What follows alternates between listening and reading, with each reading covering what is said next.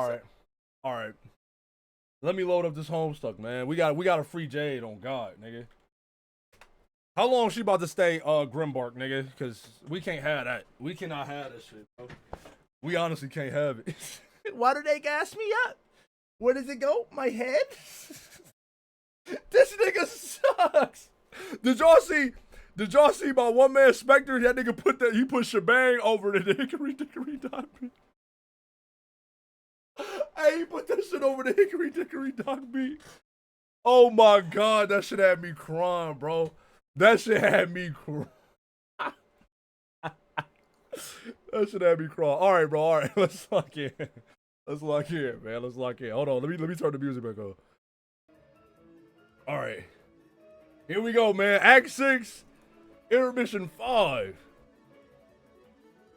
You gotta stop asking questions because people will answer in detail. You know what? You actually right. That's crazy.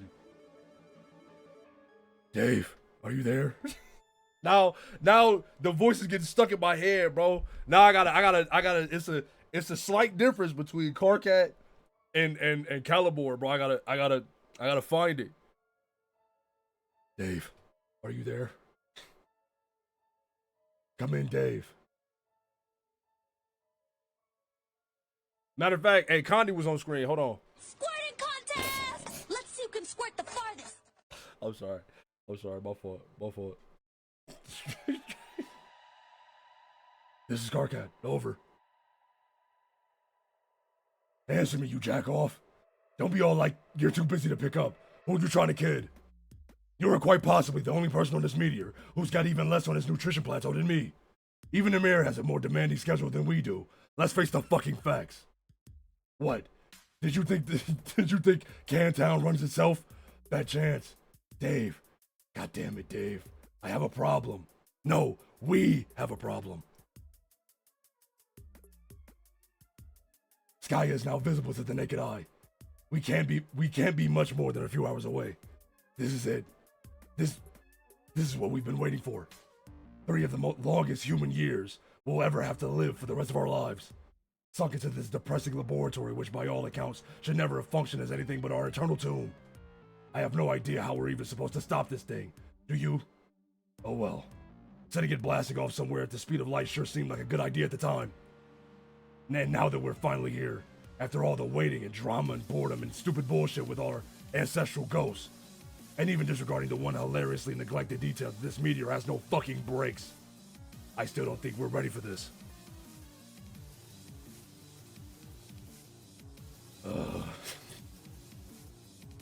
Yo, I still got some Rock and Rye in the fridge, man. Somebody in my minutes was like, Rock and Rye is nasty. That's the worst flavor. I said, Rock and Rye, the worst flavor? Y'all don't know shit, man. Y'all don't know shit. I almost told that person, I hope you're not in here. Because if I had said it, I wouldn't have meant it. But I almost told you to kill yourself. Rock and Rye is my shit, man. That's the best Fago. How do I even begin to address this shit? Okay, how about this? Since I can't think of a better general purpose question to help break the ice in literally any imaginable social situation. Hey, Carcat. Hey, bro. My brother just another me.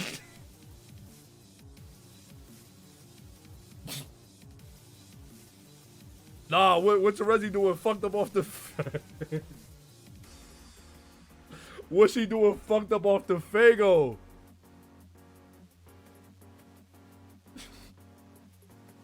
Where are your fucking pants?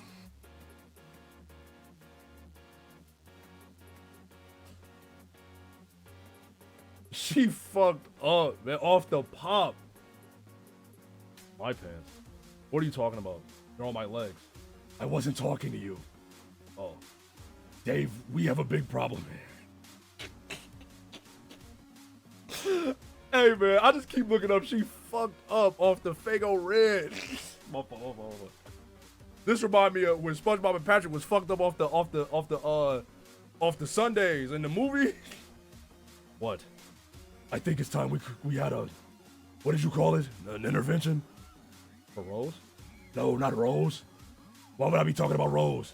She doesn't have a major problem that she needs to be confronted about by her friends before she flushes her whole life down the gaper, does she? Yeah, kind of. Why?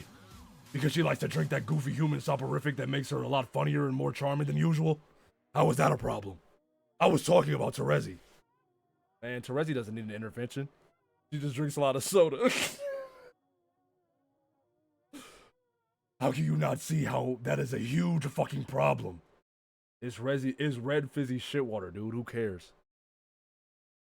Okay, can we just once acknowledge that we are mutual aliens to each other and as such possibly have different values and standards about things? Just this one time, Dave. Thanks. Terezi has made her choices. Among them was to begin guzzling untold liters of that putrid circus cola. Think of it like a rite of passage. Like something that just goes with the territory when someone you know almost imperceptibly begins turning into a juggalo. Wait, fuck. Maybe she does need an intervention. She needs to wake up so we can talk to her about this. She won't wake up. What do I do? Did you try kicking her? Yes. I'm out of ideas. I don't know why Dave line specifically is frying me, cuz.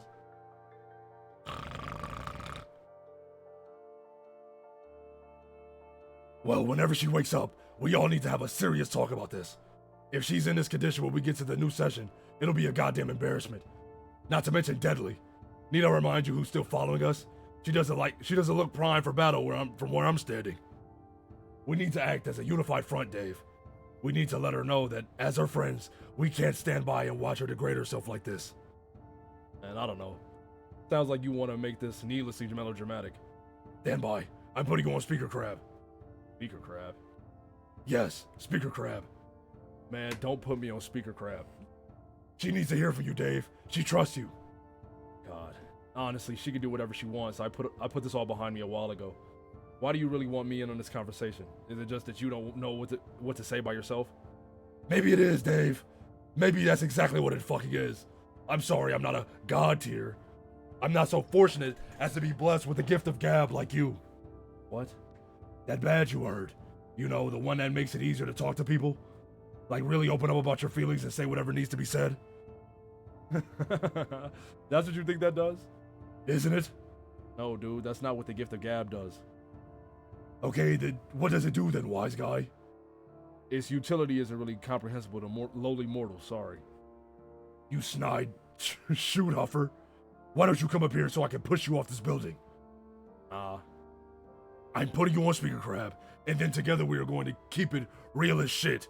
Do you hear me?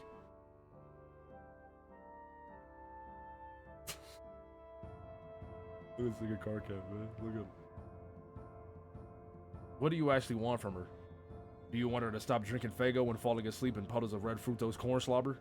Or do you want her to somehow address the root of those habits and cut all of that out for good?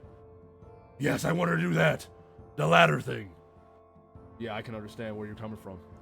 But in situations like this, I think you need to remind yourself there's only so much you can do for somebody. And maybe they aren't going to want or need your help. You just have to figure out how to deal with that. Like at some point in your life, one of your friends might start spending all their time with a guy you think is bad news. And you have to decide if you need to intervene as a friend or just let it go because people can change or drift apart or whatever, because that's just something that happens. Dave, your wisdom, my god, it's knocking my socks off. Holy shit, please tell me the secret to your wise ways. And while you're at it, maybe you can tell me what the fuck you're talking about. Look, all I'm saying is, there comes a time in every young woman's life when she has to come to terms with the decision to gradually morph into a juggalo while all her friends and loved ones watch in dismay.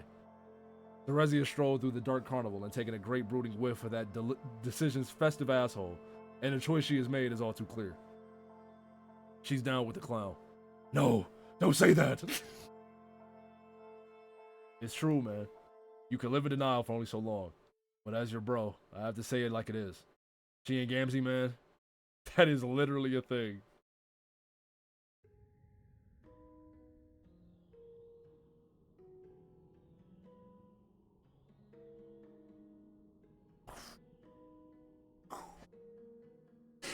What you mean, bro? Hey, Dave, man, shut your ass up, cuz. We don't fuck with no goddamn. We don't need Gamzee in nobody quadrants, bro. We don't need Gamzee in nobody quadrants. I don't give a fuck, nigga. That nigga Gamzee is he quadratic, nigga. A quadratic. We don't fuck with that nigga. I did, but I'm just saying, bro. I don't fuck with it. I don't like that nigga Gamzee being fucking with nobody, cuz. In any type of way.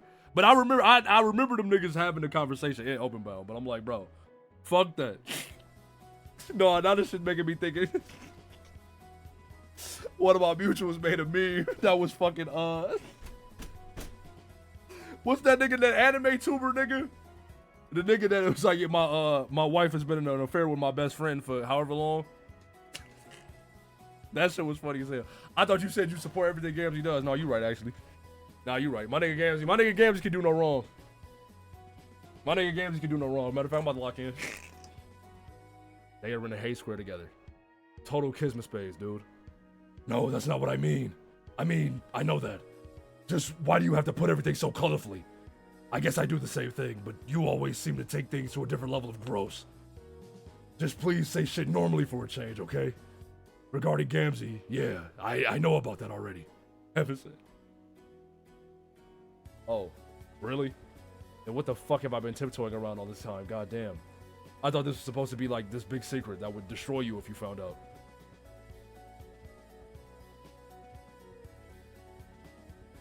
Motherfucker, please. Do you think I'm an idiot? I've suspected this was going on for a long time. I was just being like you, playing it cool, letting her do whatever. And why is that a problem now? Because this is the last straw. We're supposed to be ready for action by now. Not comatose, half naked, and Fago sticky. God, I wonder what sort of bullshit he's got her believing in now. About the mirthful messiahs and Shangri-La and all that garbage. It makes me so sad to think she's caught up in his superstitious web of lies. It's been awful watching the person I used to know slowly drift away from me, to the point where she might as well be gone. How did you manage to deal with that? What?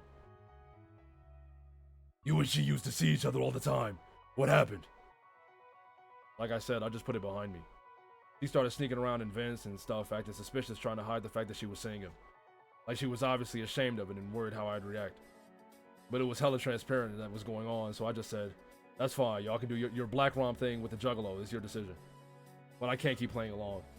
I can't do the quadra thing, it's just too weird for me. I'm not a troll and I'm not all open-minded about getting multicultural.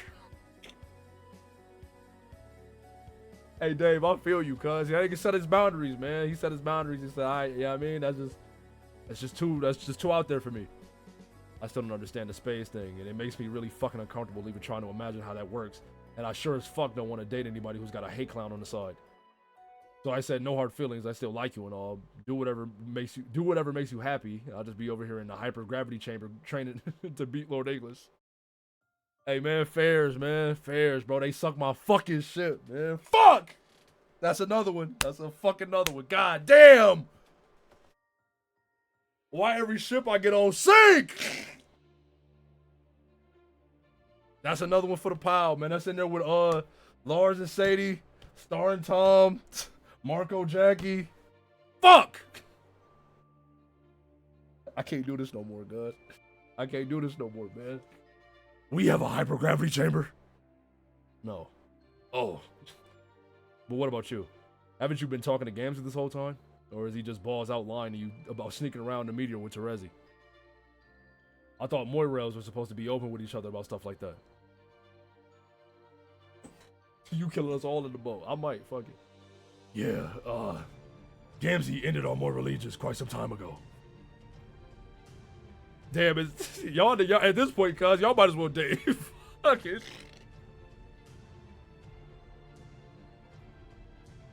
You niggas assed out, man. God damn. Oh, shit. Sorry to hear about that. It's fine. It was really a dead-end pale relationship. At first, it really seemed like I was a necessary part of his life, keeping his shit under control. But as time went on, he just got completely disinterested and wasn't keeping up with his end of the thing at all. He started getting so unbelievably self-satisfied and pious. Like way more than he ever was before. Like he's just so completely convinced he's found his calling. That this session is the gateway to the promised land where he'll fulfill his destiny. He's so caught up in his idiotic schemes he couldn't give a fuck about me anymore. Whatever. At least he stopped killing people. Amazing. I spent 3 years on this rock and never said one thing to the guy. I saw him once though. Just a glimpse in a dark hallway. It was kind of like seeing a blurry purple Bigfoot with a huge boner.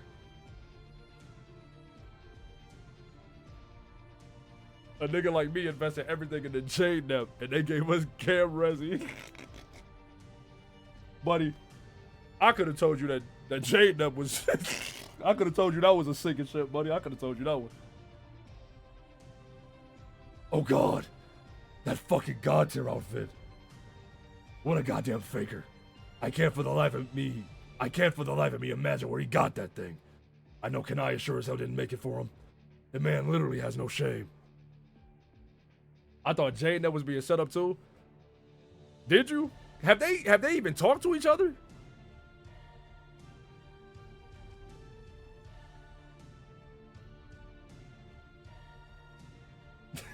All right, let me lock in, bro. Let me lock in. Why is he wearing it? I don't know. I don't think he even knows. Maybe to make a good impression on his fake-ass religious idol after he thrusts his sacred codpiece through the gates of Shangri-La. The best thing we ever do together is slam this asshole's dumb religion. Yeah. Really, it's the most hilarious fucking horseshit I've ever heard. I mean, pretty much all religions are wrong, but there's wrong and then there's wrong. As in zero chance you were ever proven right about even a single thing, dude. Ever, ever, ever. It's so true. I wish I could see the look on his face when he finally realizes everything he believes is a lie. Be one sad clown that day. His balls will probably deflate and make this high-pitched noise plus corresponding flatulence. What are these niggas talking about? Hey, Dave. What do you think will happen to us after we meet up with the others? I mean, as friends. Here it comes, bro. Here it comes. What do you mean as friends? I mean, will we still get to be bros? Yeah. No offense, dog, but that's a dumb and neurotic question. No, but see, we're all going to meet all these other people. John among them. And John is your best friend, so you will ostensibly resume that friendship where you left off. And John and I had a few testy conversations with each other one day. And in most of those, I made a fool of myself. And I guess we became friends that day, maybe. But the reality is it was just one day. And he'd be well within a reasonable frame of mind not to give a crap in hindsight about the guy who trolled him once 3 years ago. And the same goes for Jade. I thought we had a decent rapport. But again, it was one day forever ago. She probably barely remembers me at this point. Whereas that doesn't matter for you, because you go way back with them. This is like a fucking heartfelt reunion for you guys. But where does that leave me? I can hardly call Gamzee a friend anymore. Who knows if my friendship with Terezi will ever be what it was before. I used to be pretty close with Kanaya. But now she and Rose never leave each other alone for more than a fucking minute. All my other friends are dead. That nigga push me to the That nigga said, push me to the edge. All my friends are dead. That nigga Carcat is a loser. This my man. Don't get me wrong. I'm saying this affectionately. Like, I fuck with Carcat. And he got every right to feel this way. But god damn, this nigga, like, bro, get over it. Like, nigga, what are you, like? What's their fucking conversion rate? Stop trauma dump? That's what I'm saying. What's their conversion rate? He like, what, 8 sweeps or whatever, bro? 9 sweeps? Like, nigga, grow up. He like, are we still gonna be friends after this? He like 15? I know he 15, but I'm saying how much is that in troll time?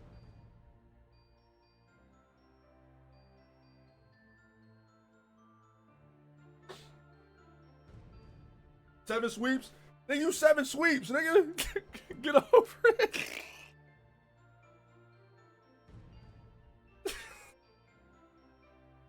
That nigga like, I'm saying 7 sweeps is great. Nigga like, are we still gonna be friends after this? Like, yeah, nigga, we gonna be friends, bro. That nigga Dave, like, nigga, what are you talking about, cuz? Yeah, we gonna be friends. You done spent a sweep on this goddamn ship together, this motherfucking meteor, nigga.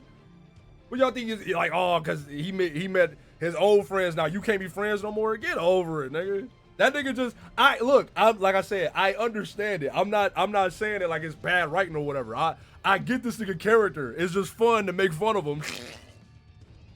I get that this nigga mad, fucking insecure and fucking self-conscious and shit. And he like, I don't want anybody to leave me because I hate myself and I think everybody else hates me too. Like, nigga, get over it. That nigga, bro, you not Shinji, nigga. You not Shinji. Fuck, where was I, cuz? All my other friends are dead. And now we're leaving the dream bubbles behind. And then there's you. So, I'm just wondering what happens next. You forgot the mayor. You're pretty damn tight with the mayor, aren't you? The mayor's friendship is a universal constant. And I am insulted beyond comprehension as well as my capacity to vomit that you would insinuate otherwise. Yeah, the mayor rules. But as usual, you are overcomplicating this. Just like you overcomplicate everything. That's what I'm saying. Friendship, leadership, romance, chip and grizz, and dick battles. This is real simple. Our meteor will somehow Tokyo drift to a dead stop in a new session. At which point, we will keep being bros for life or something. I will start being friends with John and Jade again because they are my friends and never stop being that. John will also be your friend because he's cool and also a doofus who is easy to be friends with. Jade will be your friend too because she's nice and likes being friends with people. I can personally guarantee that she will be happy to see you. And as far as the new people, I don't know about them, but they'll probably be your friends too. All I know is 2 of them are my parents and 2 of them are John's parents, and ain't no rule that says you can't be friends with your bros, mom and pop. Especially with your bros, mom and pop, or a couple of sassy teens. As for Terezi, I don't know. I guess we'll see what happens. And as for Gamzee, fuck that guy with a balloon poodle. Friendship less secure at the end.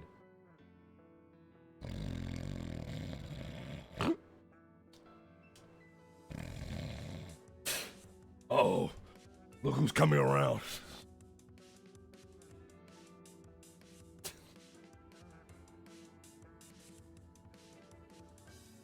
Wake up, sleepyhead. Honk, honk, honk. Yeah, that's right. It's time to face the fucking music. Act 6, Intermission 5, Intermission 1. Hey, you, computer man. I need more help. No. Computer man, assist me with more hot tips. Nah, not doing these niggas back to back is confusing me. My head, I can't keep them straight.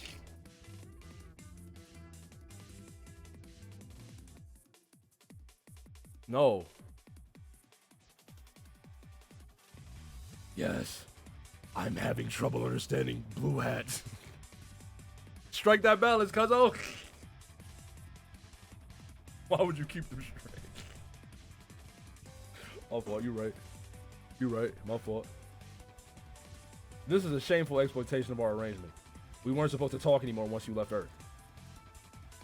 I did not agree to those terms. Every time we talk, you complain that I'm being self-indulgent, but you always come back for more. It's like you can't get enough of me. I think you might be obsessed. Give me more hot tips, asshole. You only made that cow top so you could talk to me on the go, didn't you? No. Please don't lie. Who else would you use it to talk to in your solo session? KMC? I bet you haven't said one word to him through that device. You never even refer to him by his name. The clown has been an adequate peon. When it comes to doing things I don't want to do, there is no reason to speak to him through my fun helmet. You should try to be better friends with him. He basically ditched his best buddy for you. Who cares? He reveres you, and you treat him like shit. Yes, so? So, you're off to a pretty good start at being a god, I guess. Thank you. Now look, I just said a polite thing. Now reward me with what I want. Ugh. Yellowhead is fast. As a minion, he has been very useful. But I am having trouble determining the abilities of Blue Hat. I don't know why I'm so giggly, but these niggas frying me. Yellow Hat and Blue Hat. You should come up with better names for them than that. Like what? Like, I don't know. Maybe some cool mobster names? Mobster names. Why would I give them mobster names? Because mobsters are cool. They don't look like mobsters. They look like fucking leprechauns. Anyone can be a mobster, though. Even cherubs and leprechauns. Being a mobster isn't about what you look like. It's about what's inside you. Wow, that is so profound. Now stop stalling and give me tips. Are these the only 2 you unlocked so far? Yes, I have conquered the second planet, and have now traveled to the third. Before I conquer this one, I would like to know what Blue Hat does. He's pretty much doing what he does. He seems to be stuck. Is he broken? No, he's just slow. What? That's his power. Yellow Hat is fast. Blue Hat is slow. That's a horrible power. How is that even a power? It just is. I was looking forward to achieving more powerful minions. Not more malingering fools to take up space in my dark carnival. Do they get better than this? That depends on what you mean by better. Oh my god. Okay, we're done. Bye. End of Act 6, Intermission 5, Intermission 1.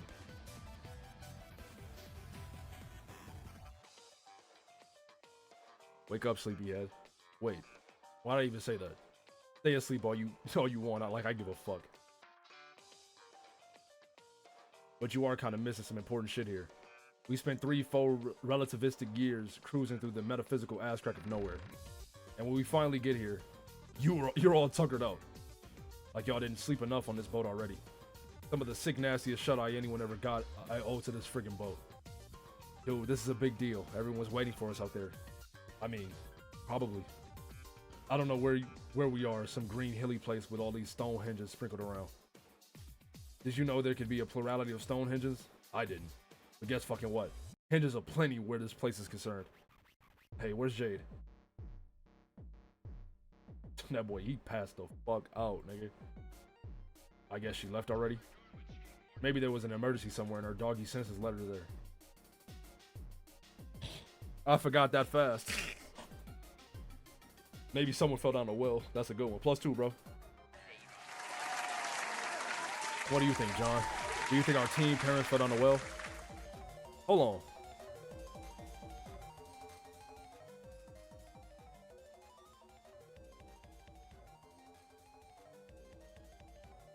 Fuck, bring chat back up.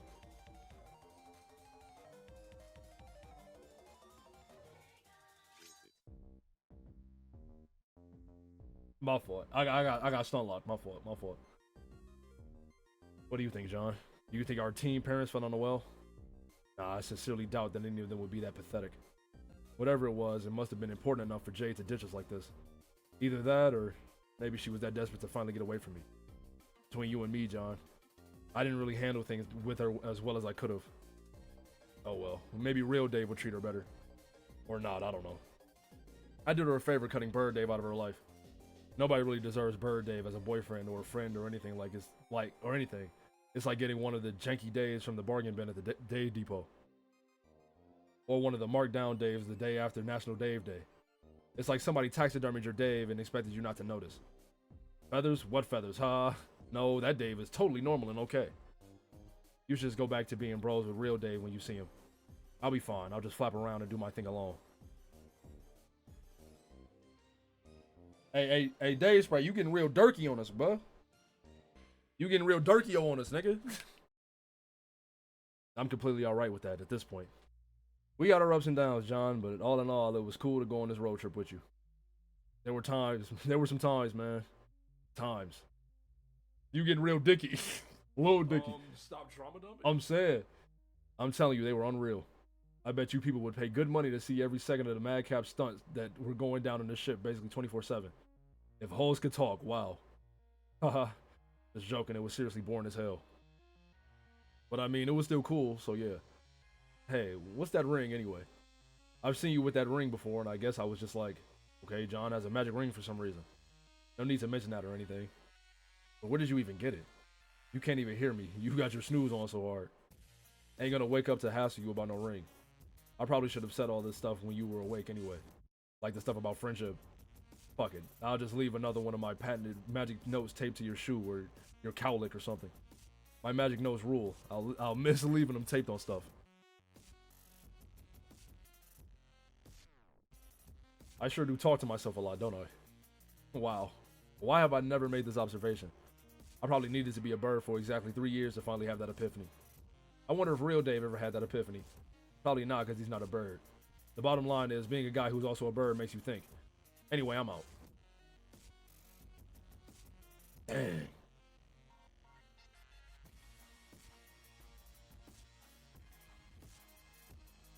Who the fuck is this? Who the fuck is this? Can y'all see that?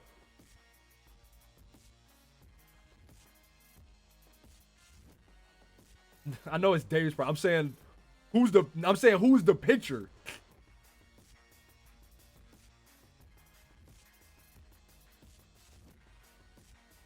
All right, man. P.S. Happy birthday, John. Add some watermarks for the road. Act 6, Intermission 5, Intermission 2.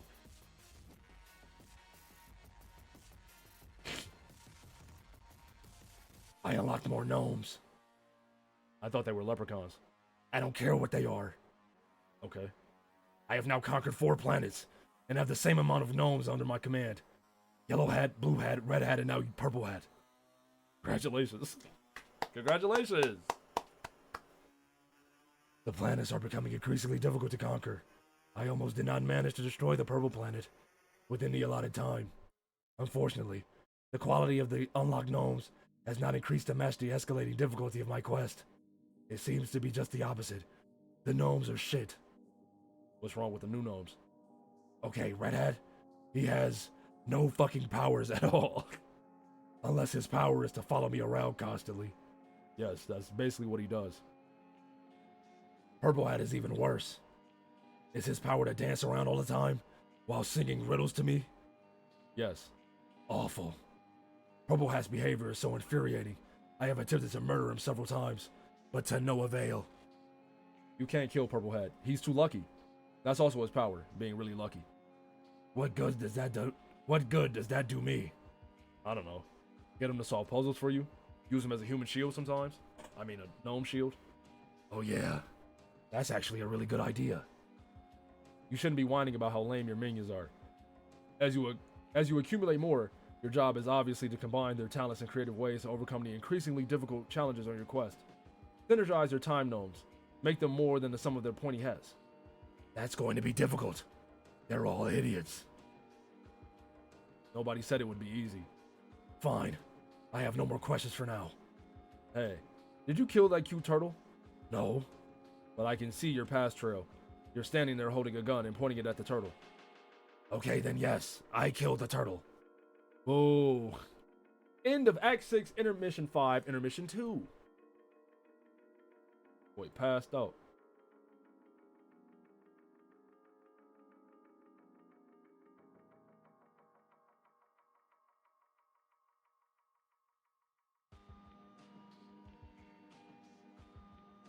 Hey, it's the blue boy again. See him there just off the starboard shit. Yo, watch how far away I can fork him from.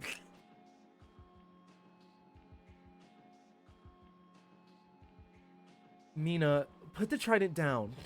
Don't make me confiscate it again. Confiscate. That's a bad one. That was a terrible one. Matter of fact.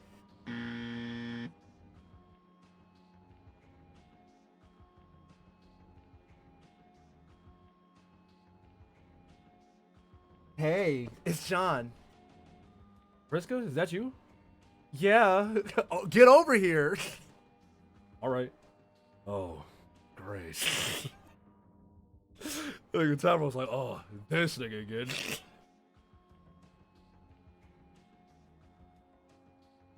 Nice to see you again, John.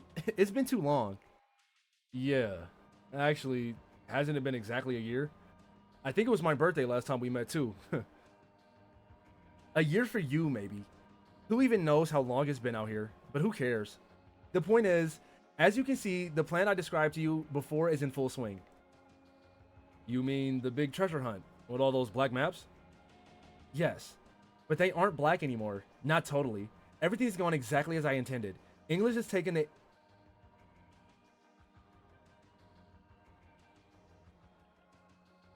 Peep this. Peep this.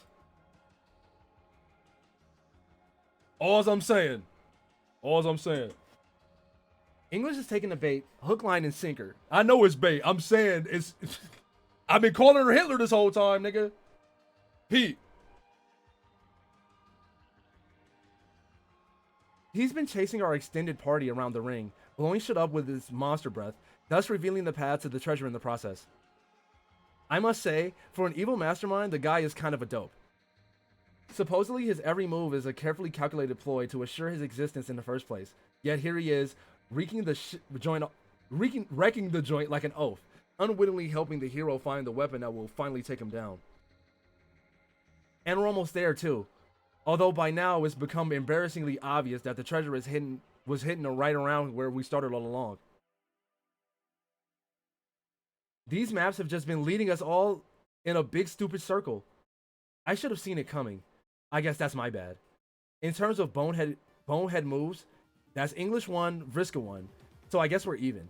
But maybe we don't have to mention that detail when we document my heroism in the annals of greatness. Mention what exactly? Exactly. I almost forgot how deceptively quick you are on the uptake, John. That's not impressive. I was confused by what you were saying too. Tavros, if you're going to interrupt, don't mumble. And even then, don't. Anyway, I really don't mind the fact that these cryptic treasure maps have led us all on a wild honk-bird chase. I've never once complained about a good long treasure hunt. And I'm not about to start now. Why am I dyslexic? Besides, with the way space-time works out here, who can say for sure who would be able to find the treasure at all unless we trace this exact path? Nobody can say, that's who. Least of all, English, who, as far as I know, can't actually speak so much as issue blood-curdling roars that cleave the foundations of reality itself. You're of course welcome to join us on our adventure, for as long as you're asleep. We could use another hand on deck. I'll even give you a rank and title. You get to be lower than me. That's the fairest rule. Wrong. Tavros, who's the captain here? Last time I checked, it wasn't Swabby Nitrum, Poop Master Extraordinaire. You letting your fiance talk to you like that, bro? By the way, hi Tavros. How have you been? Okay. Cool pirate outfit you have there. No, thanks, but it's not cool. It's dumb. Vriska wants me to wear it though, so I do. So she'll be happy. Don't ask me where my pants are. I wasn't going to. We all look amazing as pirates. This is non-negotiable. No argument here. What about the rest of your crew? I remember her, the punky one who always likes to stab me with her spear. But I really hope she doesn't do that this time. Dream on, blue nerd. You and my crosshairs, sucker. Got you right where I want. Just biding my time. Biding and biding. Biting and biting. Because it sounded like I said Biden as in the previous president. Gonna hunt you till we both double dead. You are my obsession, little bluefish. My shrimpiest of whales. My mobiest of dicks. Call me fishmail. Stop it. But I don't know the one who looks kind of like your sister. What's your name? Aranya. Hi. And what about those two over there? The red and blue eye patches is frying me. I think that's the first time Solix ever made me feel anything. I gotta chill on Solix, man. Cause I don't even dislike the nigga. I don't dislike him. The niggas just don't do shit. These are my friends, Aradia and Solix. I have recruited them for this expedition as specialists.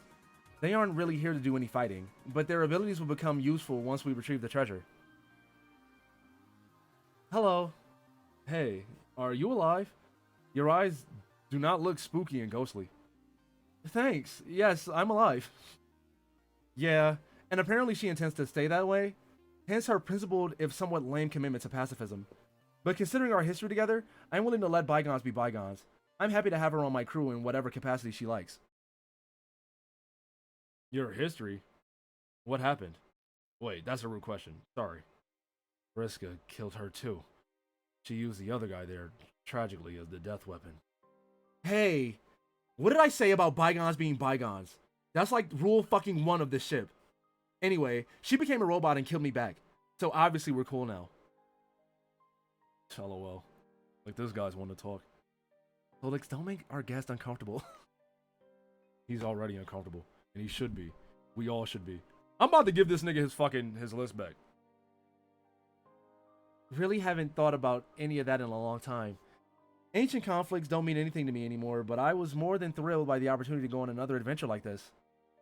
We used to enjoy such campaigns together all the time when we were younger. Of course, now the teams are a little different. Yeah, man, those were the days. What about you? Why do you have double eye patches?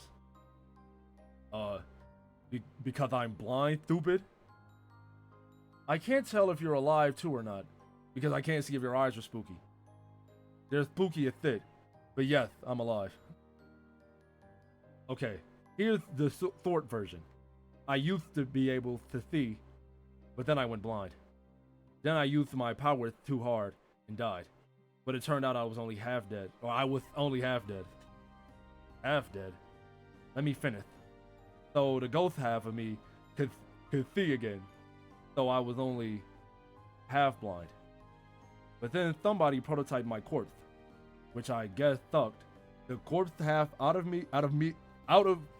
ghost half of me out of my body to make me fully alive again, also fully blind. And now the ghost part of my soul is staring a sprite body with fucking Aridin of all people. Who's Aridin? Just the douche who blinded me in the first place. It doesn't matter. Alright. But I don't think I quite followed all of that. What does being half dead mean? You know, forget it. I'm so sick of telling this story to people over and over, and nobody understanding what the hell I'm talking about. It's all so simple. No, actually, it isn't. It's a fucking stupid story that makes no sense. Maybe that's the problem. My marginal existence is fraught with so much pointless duality and complicated nonsense. So I'm done even trying to explain it. From now on, I should just wear a shirt that says, "Don't ask me about my disability or my mortality," then everything would be fine. It's really kind of a shame Gamzee prototyped Aridin's torso parts and swiped his... Which shirt?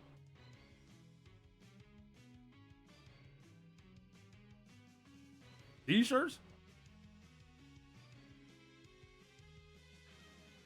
It's really kind of a shame Gamzee prototyped Aridin's torso parts and swiped his ghost from the afterlife. Oh. Oh, okay, I'm stupid as hell. I would buy that. I would cop that. Oh God, I would cop that.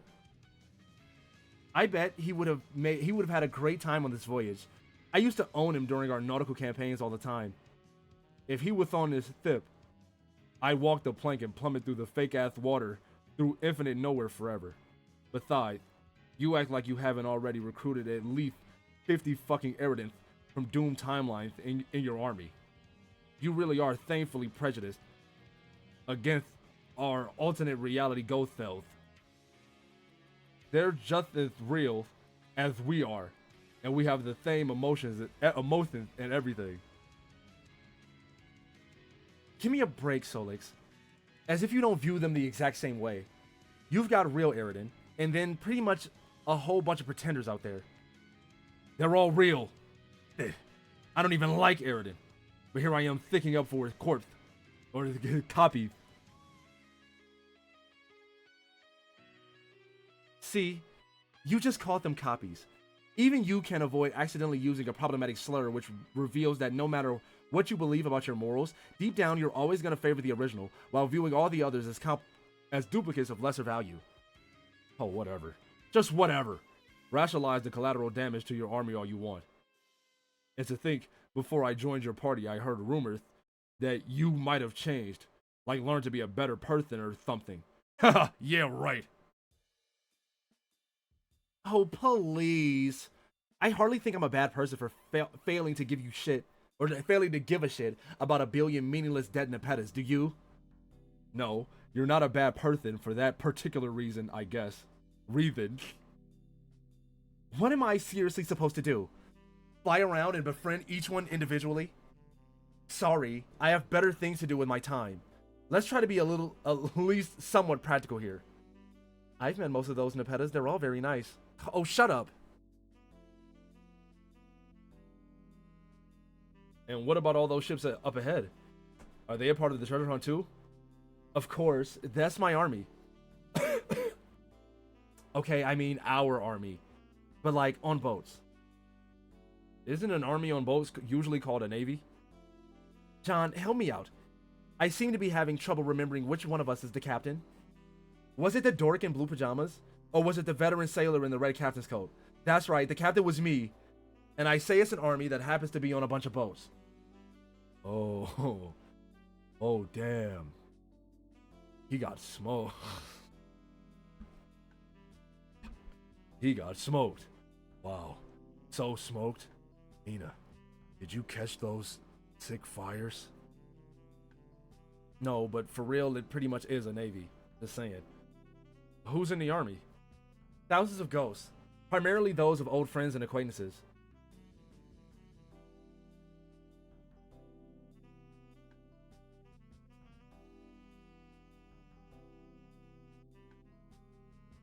We've amassed a coalition of eager volunteers ready to lay down their ghost lives for a worthy cause, yeah. I don't know what I expected. These, you know what these niggas doing? Following orders. You know another group of people that was just following orders? Never mind, sorry. Comedy style, I'm joking! Comedy style! That's all it is. I'm joking. You mean Fighting Lord English? When we're ready for that, yes. But we need the treasure first. So for now, they're sailing well ahead of us in large numbers to attract its attention, so he can do more damage to the ring and fill out the rest of our maps. We should be very grateful for their bravery. They're making a noble sacrifice for us all.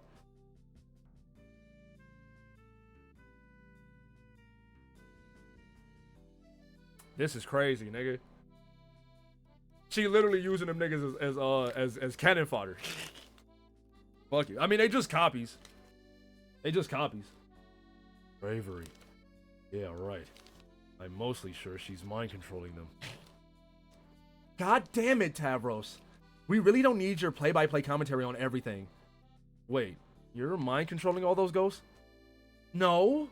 Well, not all of them. Once you group enough together, others tend to latch on to the mob out of curiosity. We trolls have a way of clustering together naturally. You've got to understand, John. Most of these people are pretty self-absorbed. They just needed a little bit of persuasion to join the cause. Word.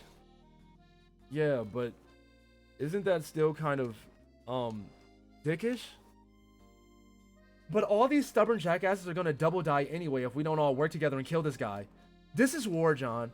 In times of war, difficult decisions have to be made with the lives of many. Just think of me as a general giving orders to my troops. It just happens that the orders are a little more direct in this case. Hey, Circuit Deuce. Let's not lose track of who's actually in charge of this shit, okay? Yeah.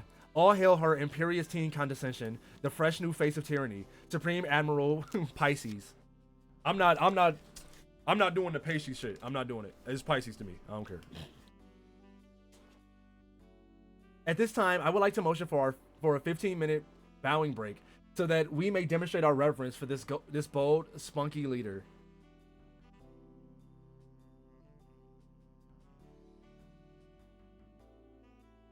Yes. Tavros, stop bowing. That was a joke. No, keep doing that. Lower, Swabby. Lower. Face on the fucking deck. Yes, just like that. Perfect. How do you mind control so many ghosts at once? Isn't that kind of hard? Well, I do have a little help. John, did I mention my ancestor? She is the best. She is? I must admit, I was not in favor of the idea at first, but Vriska made a very strong case for using our combined powers in this way. In a perfect reality, no one would have to get hurt, but the stakes are too high to be shying away from such measures. See what I mean? The best. Oh my god. Ugh, nigga. The thumbnail for this fucking, I'm sorry. I don't want to say. Actually, never mind. Just pretend I wasn't about to say what I was going to say. It has been wonderful spending so much time on this adventure with my descendant. Not just because it's helped me get to know her better, but because it's opened my eyes to things about myself I was never really in touch with. There are certain capabilities within me I have never quite been able to face, and she's helped me realize I've been hiding from them all my life and well beyond. It must be true what they used to say on my world, that if you really want to know who you are, look to the legacy left behind by your ancestor. I think that wisdom works in both directions. Well put, Marquise. I've always felt the exact same way. Puke. Oh my glove. The Cirque twins being adorable again.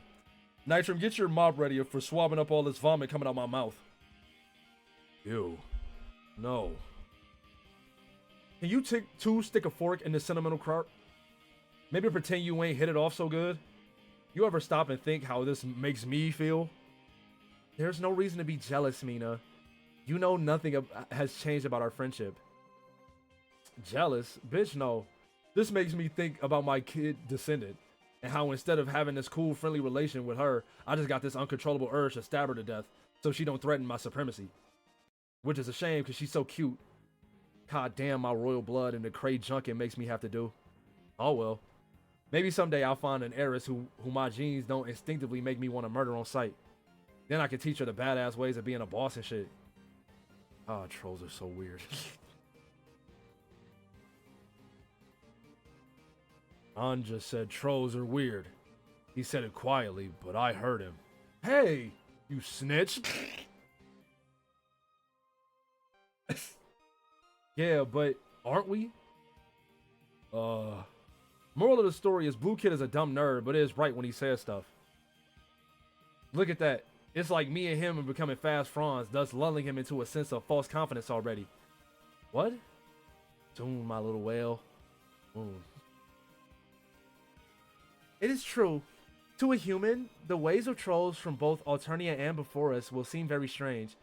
In fact, prior to uniting in the afterlife, even the two groups of trolls were reasonably alien to one another. I've had a great deal of time to study the cultures of many species throughout Paradox Space. No matter which race you belong to, no one can always find another whose ideals pose a challenge to comprehension to even the most open-minded. And though the ethical standards of those from Alternius may seem unpalatable to you, rest assured there are beings elsewhere in the cosmos whose violent behavior would be considered extreme even to most trolls. Actually, John, I'm very glad you brought this up, because I was in the middle of a wonderful story about this very subject, which you interrupted when you boarded our ship. Oh, sorry. No, that's fine. Really, I'm quite pleased that you did. This way I get to start over from the beginning.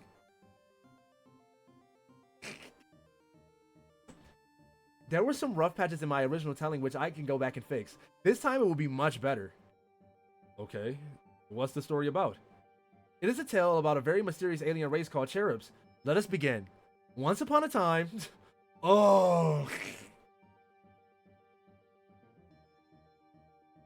World building. There was a very mysterious alien race called cherubs. Arania, I thought you said you'd fix the shitty parts of the story. You started with that crappy line the first time, too. The opening line is fine. It's alright, I guess. Not. Oh, shut up, and let me tell my story. Now, where was I? There was a very mysterious alien race called cherubs. Right. There was a very mysterious alien race called cherubs. But there was one cherub who, in particular, who, for at least the first half of our story, will be our heroine. She spent eons roaming her galaxy completely alone, but the time had come for her to find a mate. This is no small task for a cherub. Being an asocial species, they spend virtually no time in each other's presence at all, aside from when it is time to mate. They may go their entire lives without encountering another, and so they scatter their numbers throughout space, each staking a territory spanning many light years. But like a predator is able to track the scent of its prey, a cherub can sense the presence of another nearby. This sense is especially strong if that cherub shares the same qualities its other half once had long ago, before it experienced the maturation process known as predomination.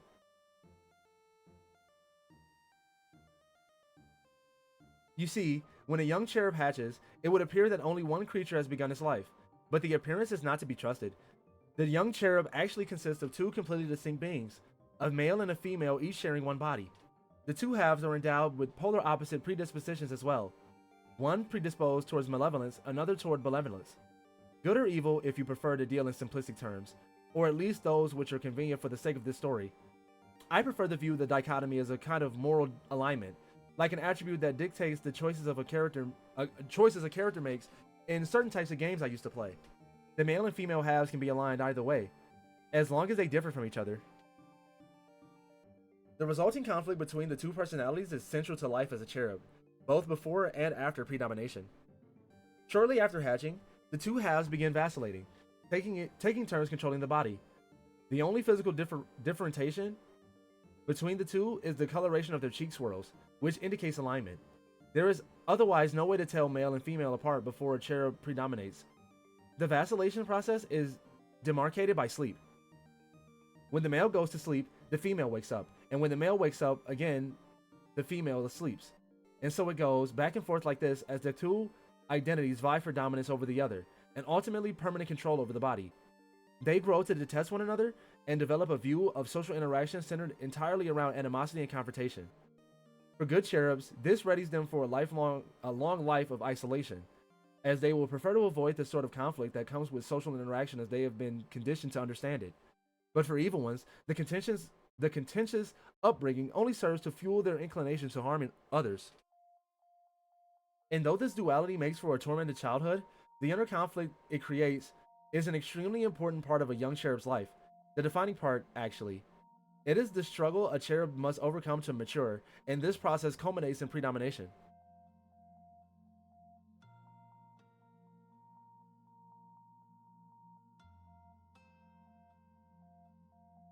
One half will prove to have a stronger will than the other. The less dominant half will then weaken over time, and it will eventually become clear to both that one will not survive. The dominant personality will then completely consume the other, integrating it in such a way that only one is left. The cheeks will become solidly colored, and the cherub will grow to maturity as a single being, endowed with the alignment of the dominant half, and with all his or her personal qualities at the forefront of the union. In the case of our heroine, she was the good half, and the day of her predomination was in a sense the day her brother died. And though it was to our benefit and personal growth, because of this loss, she would always live with a sense that something was missing. Every sexually mature cherub lives with this feeling. It drives them to seek out another cherub similar to the half they lost, the part of their being which they grew up in perpetual conflict with. The desire to travel the universe in hopes of reigniting that conflict is very important to their species. It's the force which compels them to procreate. So she set out to track his scent, as it were, and soon she found a physical trail as well, a path of carnage left behind by a particularly destructive male cherub. She followed the debris from civilized worlds and star systems he left behind, as if to mock her, to make it clear he knew of her pursuit and was all but paving her ways with the dead. Her brutality made her more furious, thus setting the mood, so to speak, for their imminent courtship.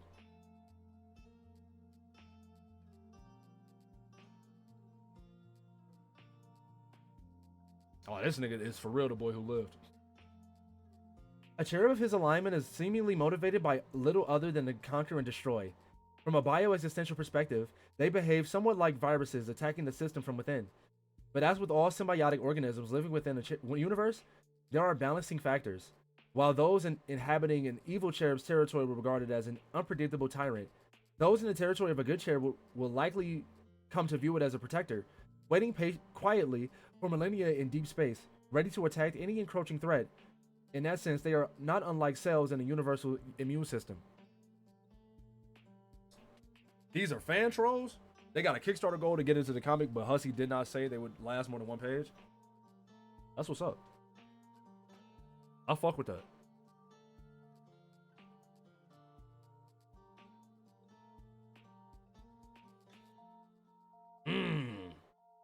Yikes.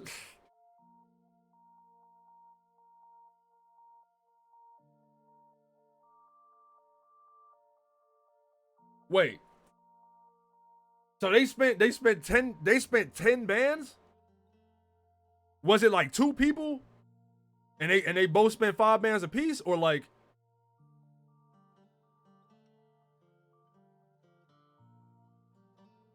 Jesus Christ. No, it was 10K each? So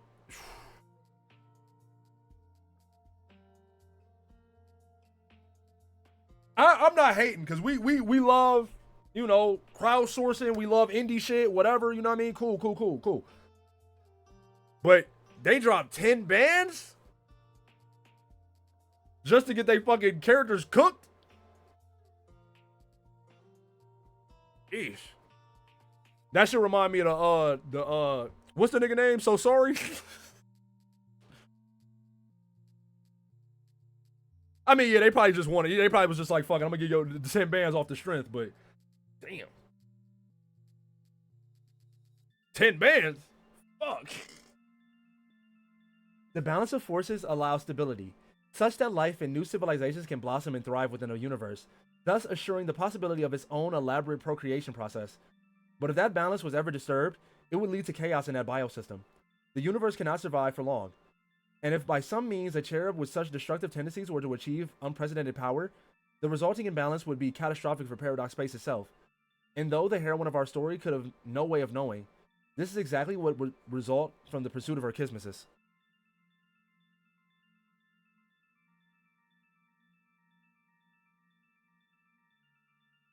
Like humans, cherubs perceive romance through only one quadrant. Unlike humans, their relationships are exclusively black, but their mating ritual is much more violent than any practice trolls would, or even physically could, engage in.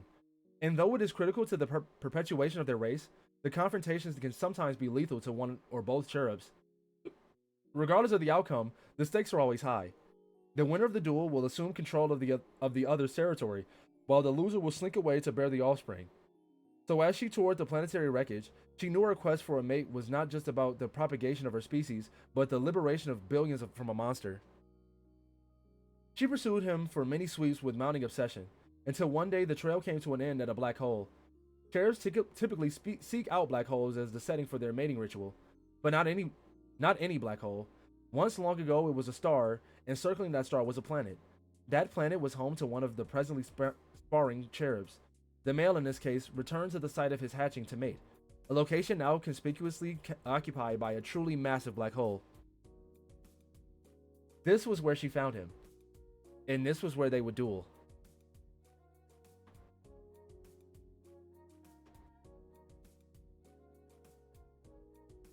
While an adult cherub is a fearsome creature and would be a formidable opponent to anyone in this unaltered state, this is not the form in which they do battle with each other. The ritual is more extreme and physically demanding than any other kind of courtship or duel in the universe. The moment they meet, they will both undergo a dramatic metamorphosis.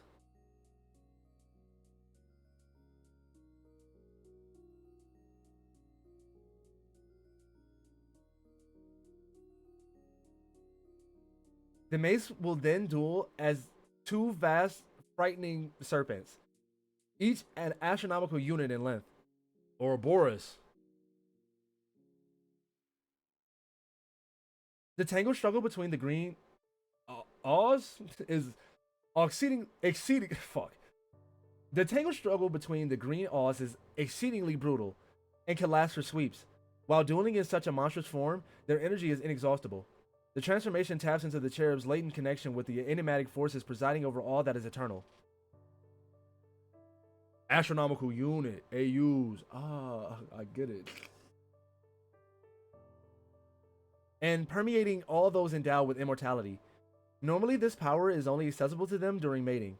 In this form, they are only able to be injured by one another, and are otherwise indestructible. Hence, the ritual can never be stopped by an outside force until it is complete.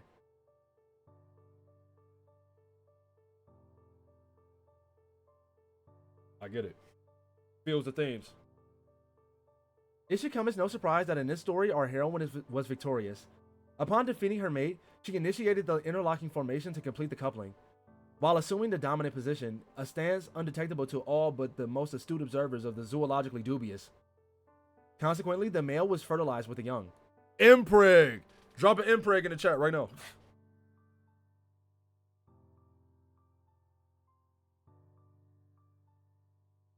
He then slithered away in disgrace from the territory he just lost.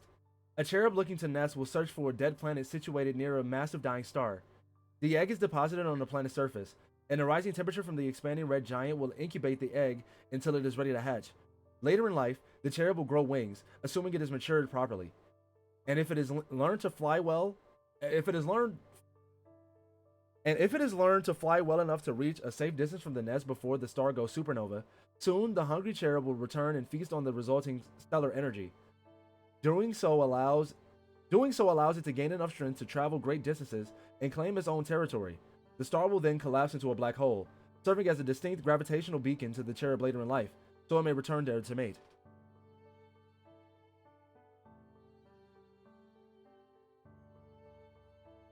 As it happens, our heroine's mate discovered Earth, long after it had journeyed to a new sun, and long since new civilizations had risen and fallen.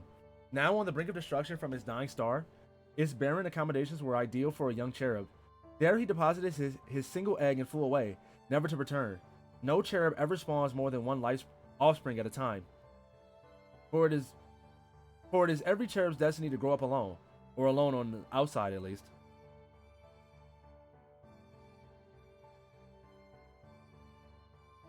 From that egg hatched one very simple cherub with two names, one that few will ever know, and one that few should ever say. A fascinating thing about cherub reproduction is how the parent's alignment is passed on to the young. If the male lays the egg, the alignments of the child's two halves will be the same as the parents'. If the female lays the eggs, the alignments will be flipped, and the young male and female halves will be endowed with opposite alignments of the parents. As such, the male half took after his father. Perhaps the son even exceeded him in violent tendencies. It is hard to imagine there has ever been a cherub more willfully destructive or as stubbornly dedicated to conquest than the monstrosity he would grow up to become.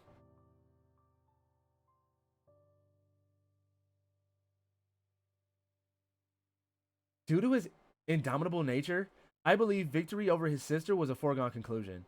Barring a highly improbable glitch in causality, it would be almost impossible for her to predominate over someone like him. And even so, he didn't have the patience to wait. Unfortunately for everyone to ever exist, he discovered a way to predominate early. Yet it was not this act alone that would prove ominous, so much as the means through which it was achieved. He was allowed to become the solo player of a game which his kind was never meant to play. And so, it is with the predomination of her son that our heroine's story ends, and the story of our villain begins.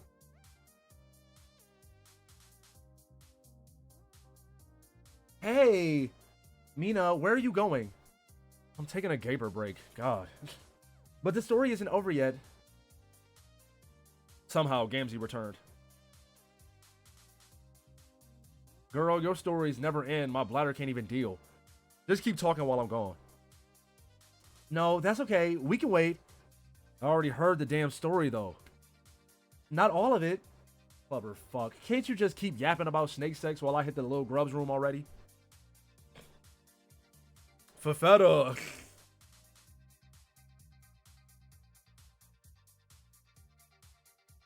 I'm afraid not. Everyone must listen to the full story. Oh my fucking god. You really are turning evil, aren't you? I would be proud except for how terrible and boring the actual consequences are for me personally. Wait. Does that mean when you're a ghost you still have to pee? None of your business, boo kid. That's so weird. Am I the only one who thinks that's weird? No, John. It's definitely pretty weird that ghosts have to pee. You get used to life as a ghost pretty fast, though. But weren't you already pretty used to peeing when you were alive? That's a good... Hey, John, that's a good point. That is a good-ass point. Yeah. That's why you get used to it pretty fast, dummy. This is kind of a stupid conversation. Can we hear more about the snakes and whatnot? It was a pretty cool story. Yes. As soon as Mina returns from her visit to the Low Gaper. Holy mackerel, can you shitfucks just enjoy your space lizard porn while I take a fucking piss? She thinks she me. I'm not, I ain't gotta pee. But I will drink a little more so that the piss comes a little faster. I think we could all stand to take a brief intermission from the story regardless, to let all these intriguing facts about cherubs sink in. Oh, you and your intermissions. What is with your intermissions? They ain't even intermissions most of the time. They just an excuse to tell another dumb story inside a longer dumb story. We getting meta in this motherfucker. Yes, Mina, you are correct, and your reservations are noted. However, Would it change your mind if I were to propose not an intermission, but an interfission? Fine. Let's do the interfission thing you said, because of fish. BRB, you scrubs. You, yo, Cough, we gonna do something about you, man. Begin interfission.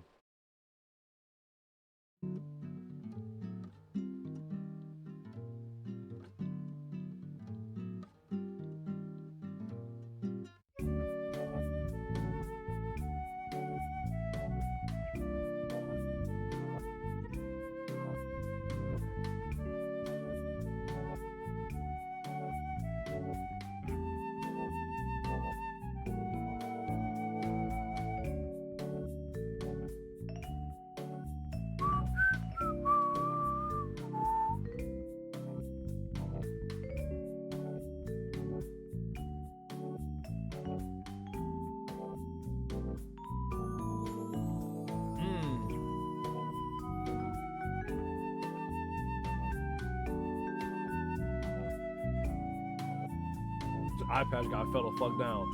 Like character, I guess. So, what are we doing here? I see. Okay, thanks, bye. This nigga John frying me.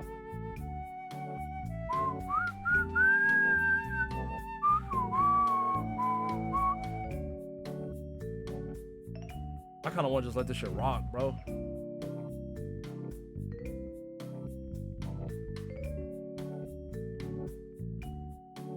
What's the BPM for this?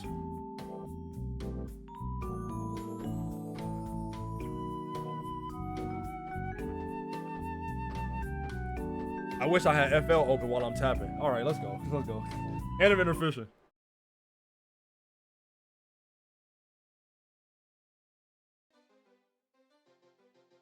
Anyway, where was I? The heroine story ends and the villain story begins, I think. Yes, that's right. It is with the predomination of our son that our heroine story ends and the story of our villain begins.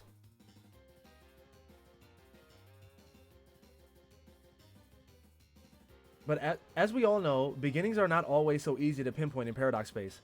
One could say his story began the day he claimed immortality, or the moment his being was inexplicably confined to a juju, allowing him to access any realm in which his vessel would capriciously materialize.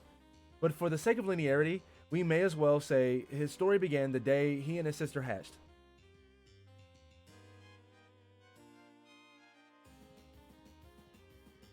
I thought baby trolls was fucking disgusting looking.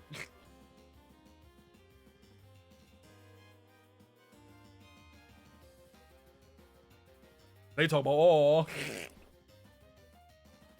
fuck no, man. This thing is ugly as shit. When a cherub hatches, the two undeveloped personalities mingle together in the same body. There is not yet a clear division between the two. It will then consume the eggshell for the vital nutrients it contains. The sugary snack is irresistible to the starving wiggler. Once it finishes its first meal, the two personalities will be pulled apart for good, and the child will pupate. The two halves then begin vacillating with their sleep cycles, as I described.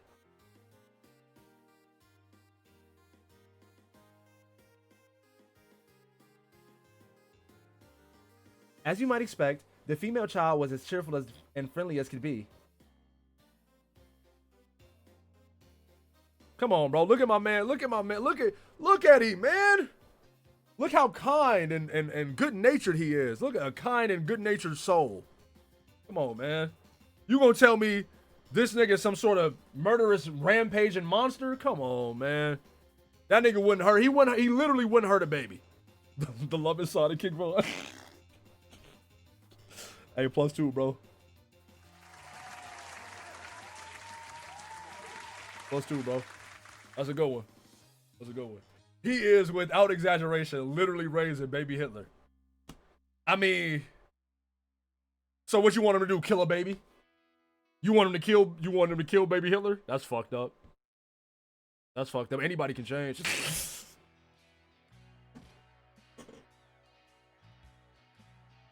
I'm skipping this. I'm skipping it.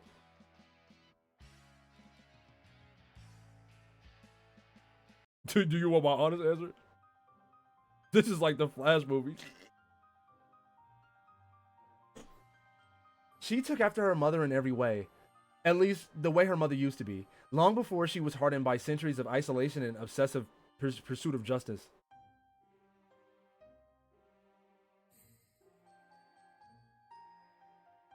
And to Justice's little surprise, the male child was an insufferable brat.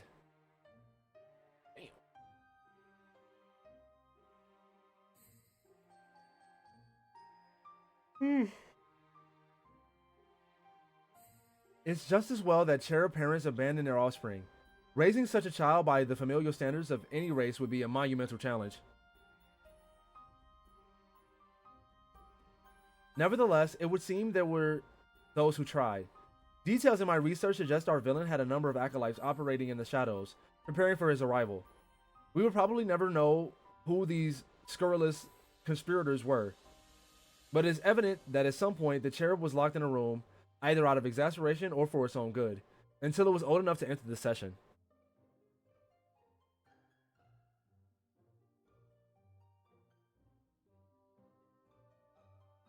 The children were left with everything a young cherub could ever want: meat, candy, computers, a lifetime supply of special stardust. Cherubs are smoking special stardust. Use my charisma, vodka with a spritzer. Sorry. And of course, their precious jujus. The acolytes had clearly gone to great lengths to harvest such items from all over the cosmos, so they could lavish their young masters with gifts. They may have been prisoners, yes, but if you ask me, these children were very spoiled. While the female was preparing for a collaborative approach to the game, the male was plotting furiously against her. He never had any intention of working with her. As far as he was concerned, the game was his and his alone to conquer. Does this couch card make me look like I'm in a couch card? Does this backpack make me look like I'm in a backpack? One day, he put his plan into motion. He had his sister's dream self assassinated on Prospect. The next time she went to sleep, she would never wake up again. Good one. Hey, bro, clap. The next time she went to sleep, she would never wake up again. When her brother woke up, he became the sole occupant of the body. He then freed himself from his chains and launched the session by himself. But this game was never meant to be played solo. Its format is inherently cooperative. The diversity of players, the combination of their efforts and aspects, which is what awakens the true creative potential of the game. Without them, a session will wither and die. If one enters alone, it completely alters the nature of the game. It changes its purpose. For a solo player, a challenging quest becomes an insurmountable one. A reward of infinite promise becomes a boon far more sinister. The gauntlet which the player must overcome is seemingly designed to be impossible. For all intents and purposes, it is not actually a game at all. It is a death sentence for any player foolish enough to accept the challenge. But it bears repeating. This was a very special cherub.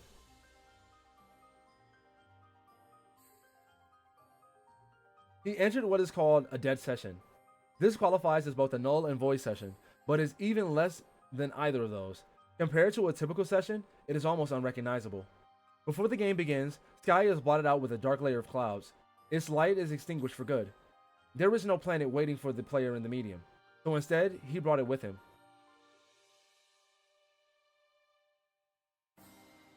But when he arrived, there was no heroic journey for him to embark on. There was nothing. No sprite, no consorts, no underlings. The land had no name. Those things all needed to be unlocked.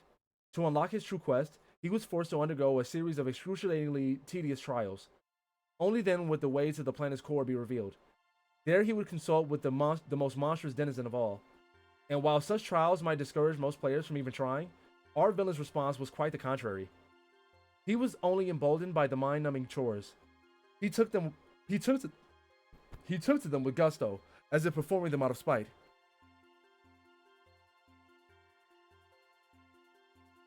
With perseverance, he found the final door and unlocked it. Waiting for him on the other side was a terrible creature named Yaldabaoth. His denizen would allow him a brief audience, one just long enough for him to make the choice.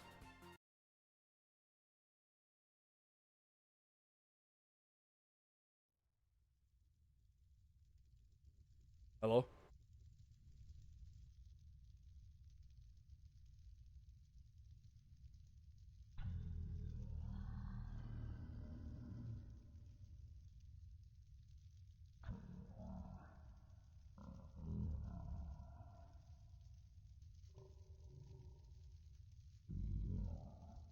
I can't understand your accent.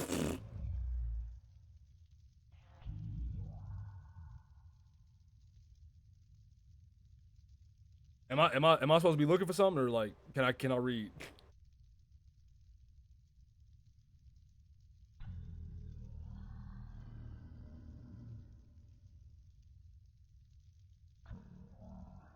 Heard you.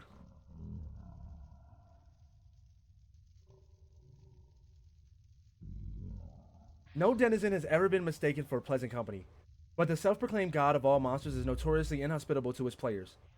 His choices are known for their wild extremes, and to this player, in this session, he offered his most extreme choice of all. It was a choice between a path of conquest and a path of sacrifice, but this is putting it lightly. In a tongue only his player can understand, he described what the path of the martyr entailed. In short, it involved nothing. The player chooses to walk away from the temptation of power, to surrender all ambition, and to welcome death. In exchange for this pledge comes a promise. The player's sacrifice is assured to benefit all who will ever live. In death, the player would later be in the position to help bring an end to a force of unfathomable evil and destruction.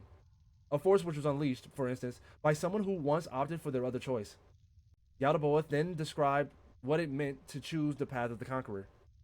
It was a path for a more active player, to be sure. The player's mettle was a conquering force would be tested directly and repeatedly.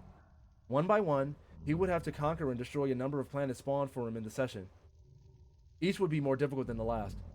After destroying them all, his true land would become unlocked. He would then return to face his denizen again and defeat him in combat. If successful, his rewards would be unprecedented. He would receive the boon of unconditional immortality, where resurrection would not be linked with the just or heroic nature of death. It is unclear how this boon would be awarded, since to my knowledge it is beyond even the ability of a denizen to allow this. But through whatever mechanism the boon is bestowed, immortality is only the beginning. The player is somehow also imbued with a limitless supply of power, enough to destroy anything he wanted, for as long as he wanted. And knowing the villain of our story, anything he wanted would be everything. And as long as he wanted, would be forever. Yes, knowing our villain, the choice he would make is quite clear. Knowing him, in fact, proves it could hardly be considered a choice at all.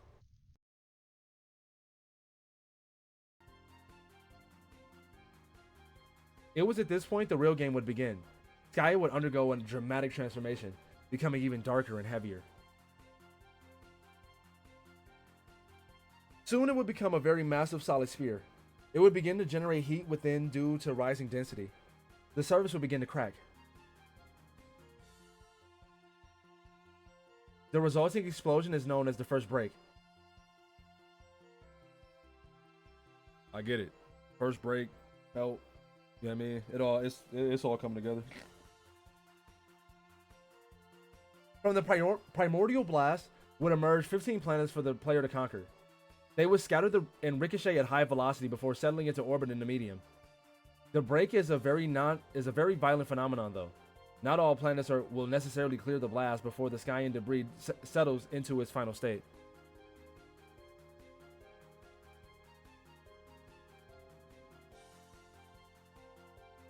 The vast amount of resulting matter then collapses into a black hole. Its gravitational pull is tremendous. Any object within range will be sucked in and destroyed. Those planets which settle into orbit will be safe for the time being. But in the case of our villain session, 3 of the planets did not make it and fell back into the hole. This is a very lucky break for him.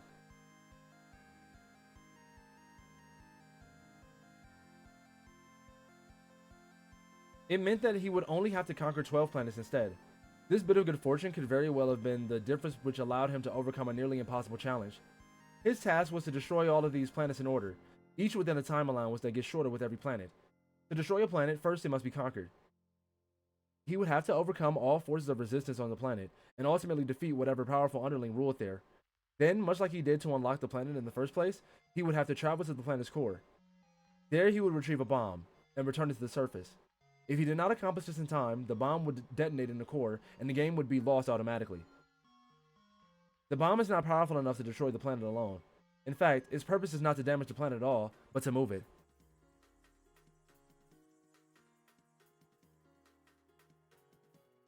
So he must bring it to a designated location on the surface. When it explodes, the planet will be knocked out of orbit and sucked into the hole. Of course, he must make sure he has moved on to the next planet before this happens.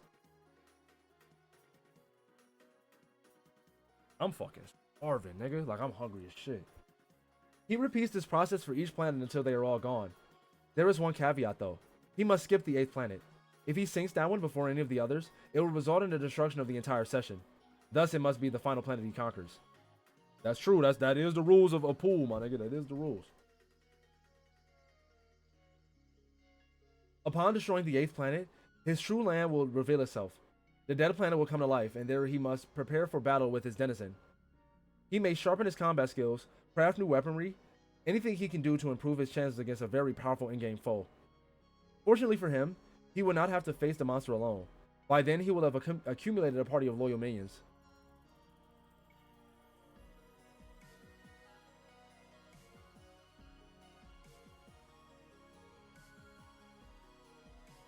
With each planet he destroys, he will be awarded a new leprechaun follower. Even if a planet was destroyed in a break, he will still be awarded that planet's leprechaun upon destroying the planet preceding it. Sort of like a 2-for-1 deal. Wait, leprechauns? Yes, John. I'm delighted to see you have pounced on what is clearly the most interesting part of the story thus far. Leprechauns are a fascinating mythical race, although there is some dispute among scholars as to whether they are actually a breed of gnome. I can't say I blame you for being speechless. There are no doubt hundreds of questions swirling in your head at once about these wonderful creatures. Where do I even begin? You must forgive me. I find it very difficult to resist going on at length about them. I just think they're so great. For instance, I can and have given lectures for weeks at a time on their marvelous and widely varying magical abilities. More intriguing yet would be any medium to long form harangue on the topic of their culture and customs, most of which revolve around luck. But most captivating of all, and the subject upon which I will now assiduously expound, would be the positively scintillating subject of leprechaun romance.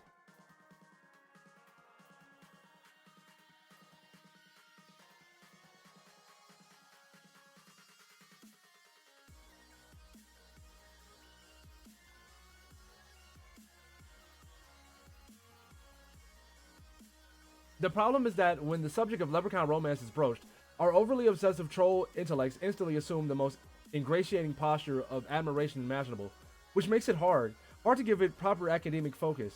I mean, because of how great it is. But we will do our best to understand regardless. Trolls have only 4 forms of romance, and though we consider it a complicated subject, spanning a wide range of emotions, social conventions, and implications for reproduction, it is ultimately a superficial slice of what leprechauns consider the full body of romantic experience. Our concept of romance, in spite of its capacity to fill our art and literature and to rule our individual destinies like little else, is still just that, a single quaternary concept, a concept usually denoted by 4 symbols. Leprechaun romance is more complicated than that. Leprechaun romance needs 9 symbols. The 9 quadrants of leprechaun romance are considerably more nuanced than our quaint notions of romance, and certainly more alien. And she wonder why she don't got no fucking friends. In fact, so conditioned is my own understanding of romance that I can't help but refer to them as quadrants, when in fact they are not quadrants at all. They are referred to as charms. One of the charms is characterized by romantic love, as understood by both trolls and humans. But after that, all bets are off. There is no division between black or red, concupiscent or conciliatory. Instead, their charms comprise of spectral continuum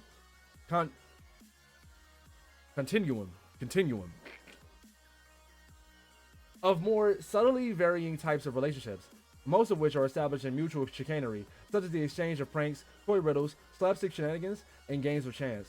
Furthermore, a pair of leprechauns is not limited to a single charm. A relationship may be defined by multiple charms at once. In fact, some of the most interesting relationships arise from the exotic charm combinations. A stable relationship consisting of 3 or more charms is called a trove. These advanced relationships are often viewed as the ideal end result for a romance, much the way certain pairing rituals are for humans. No charm is specifically tied to procreation, though any type of relationship can begin waxing concupiscent if Lady Luck should decide. Certain charm combinations are known to be more conducive to fertility than others. If the leprechaun pair has been so blessed, they will begin an elaborate coupling procedure culminating in a lively mating jig. The jigs are specific to the charms, of course, similar to how different kinds of music lend themselves to various styles of dance.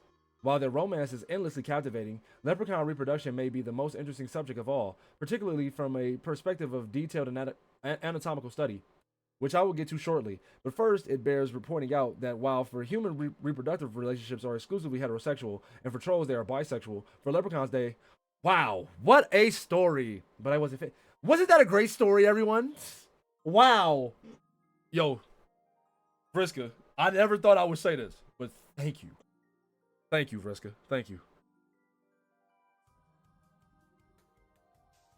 Hey, Koff, you funny as hell. You really liked it that much, Vriska? Hell yeah. Oh my god, that leprechaun stuff, so good. Right, guys? Oh, wow. Well, I would be happy to continue then if you... Mindfang, have I told you how great it's been to get to know each other and team up on adventures and stuff? I really feel like you've helped me get in touch with my ancestral roots, mainly as a kick-ass storyteller. It was like this whole part of my personality I was never aware of, like the part that's compelled to just outright explain tons of really interesting things to people while sparing no detail whatsoever. It's made me feel a lot closer to understanding my aspect, as well as closer to you. So I just want to say thanks. Aw, well, you're welcome. I feel the exact same way about you. You have really helped me get in touch with my true pirate within. I saw in you the adventurous spirit I always wished I could be. You helped me finally understand the virtue in rationalizing questionable decisions and behaving unscrupulously for the greater good. Haha, stop. You're going to make me start tearing up. Get over here and give me a hug, Alpha Sister.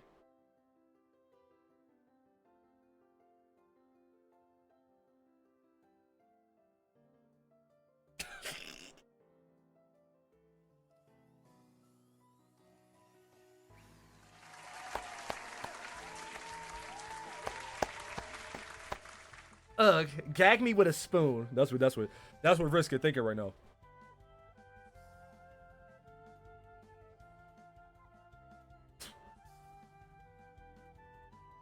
The good one.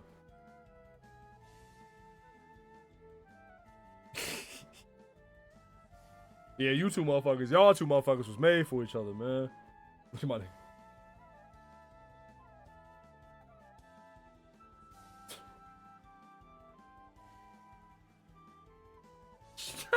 Stroke that bulge, cuzzo.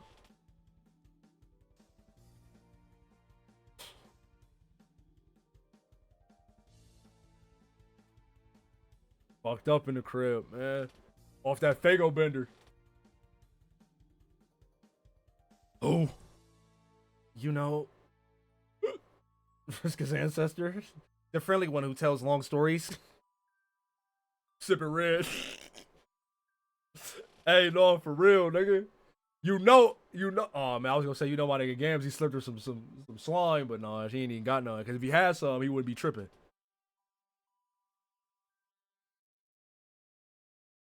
Oh yeah, her. I don't know. I can't keep all these ghost names straight. Flip Tuna, Meowlin. Wasn't there a Carlos? Oh yeah.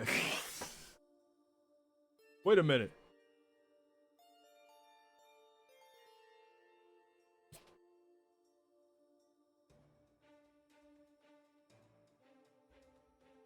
She got that Mr. She got that Mr. Beast laser eye surgery.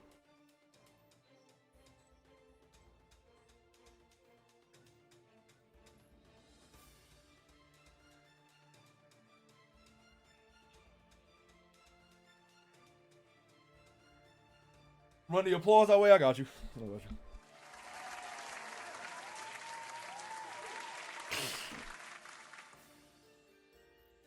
I laugh at everybody. I laugh at everybody. Fuck it. They were all named Carlos as far as I'm concerned. Wait, except Mina. She was alright. A little forward, but whatever, this isn't the point.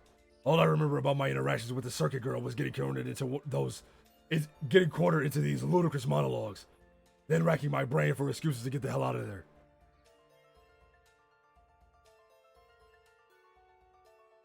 Yeah, well, I was a little more tactful than you, and actually listened, and let her talk me into something I shouldn't have. So she was just like, poof, and suddenly your eyes were better? Yes.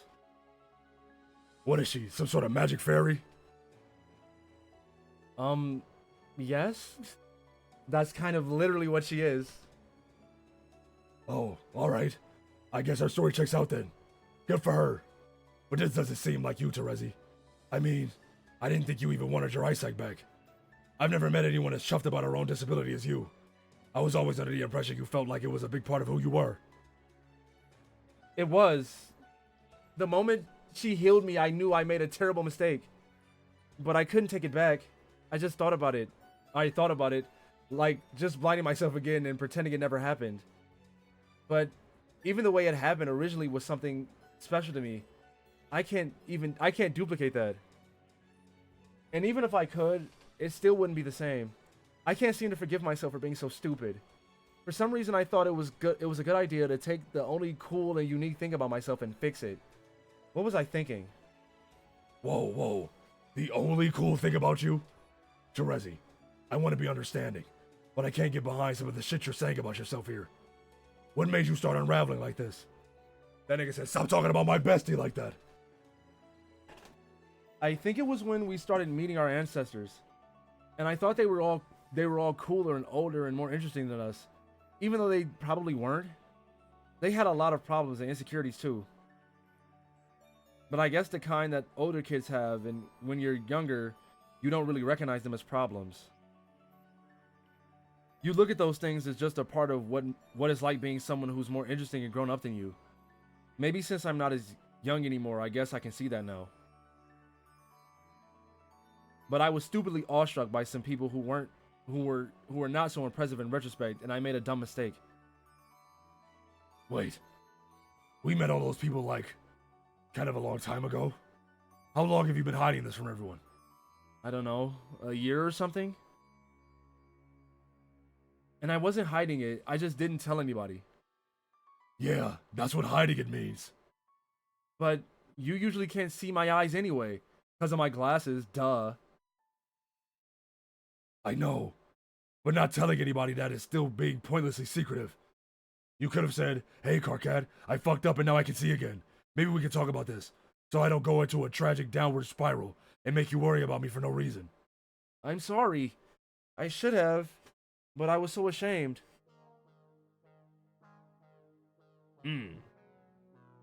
Sorry.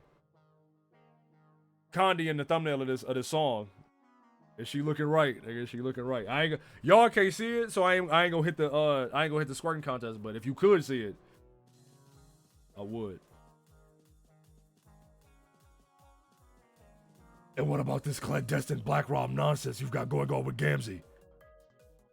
What? Have you been dating him for just as long? You can imagine it, Gay. You can imagine it. Was he involved in that decision? Like, did he help talk to you into healing your eyes or something? How did you know we were dating? Did he tell you? Oh my god. Terezi, you are a fucking catastrophe. You used to be like, cunning, and considerably more intelligent than me, which I have no problem admitting. But this is ridiculous. Even if I didn't figure it out myself, which I did because it was obvious.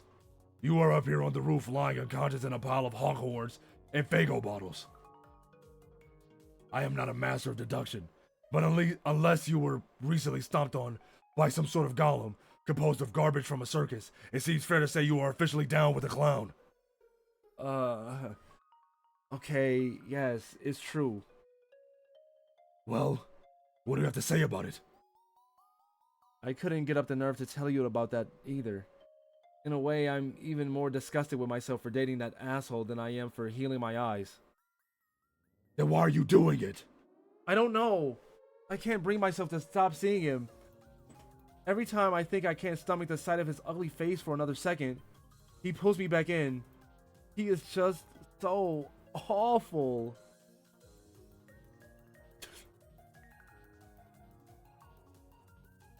Nigga, AC Slater on the chair. Nigga hitting he and the Captain America. He always knows exactly what to say to piss me off.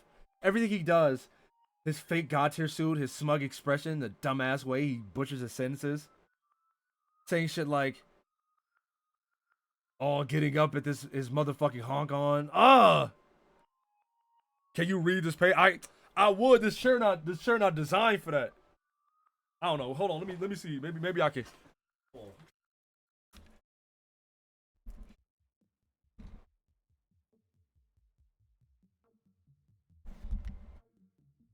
I feel like I'm gonna get stuck if I try this.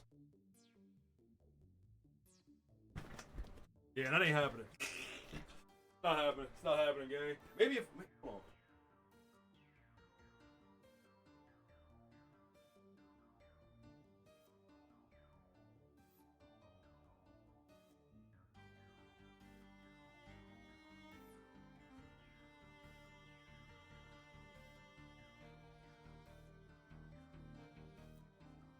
Nah, gang. None of the chairs up here designed like that, man. None of the chairs is designed like that for me to be able to AC Slater it.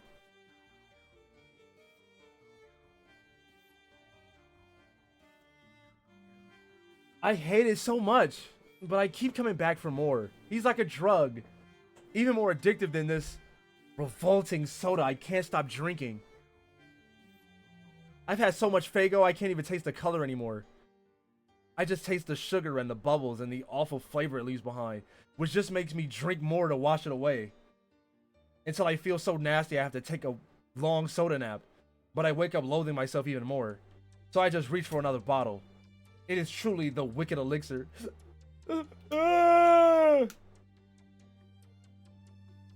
Oh shit! Wait, is she actually crying? Should I? Cause y'all know me. Y'all know me. I love to cry. I get to crying on this motherfucker for real.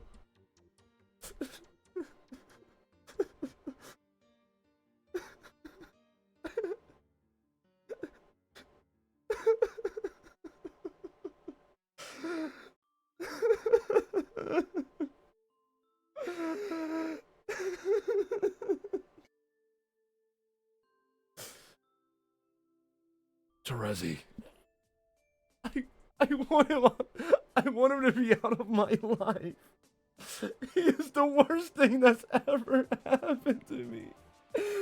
But I guess you can't help who you hate. My fault. My fault. This is killing me, hearing this. I seriously want to weep actual puke out of my eyeballs from the story. My fault. I'm sorry.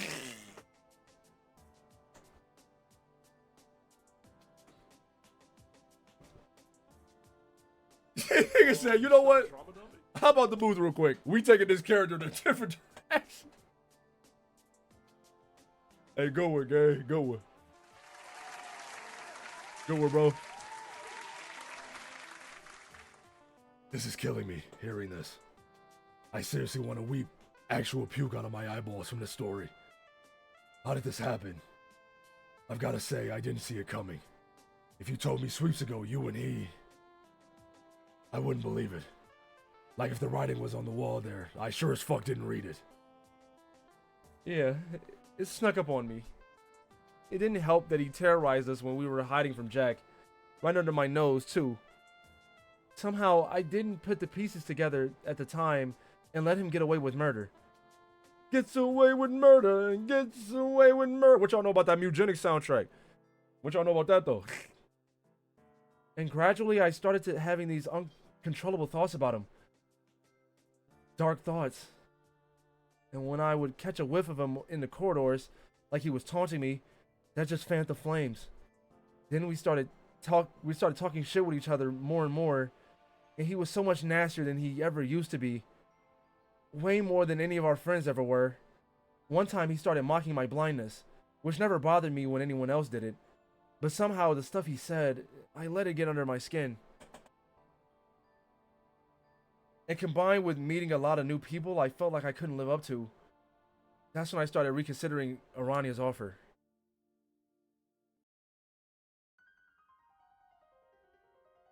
I knew it.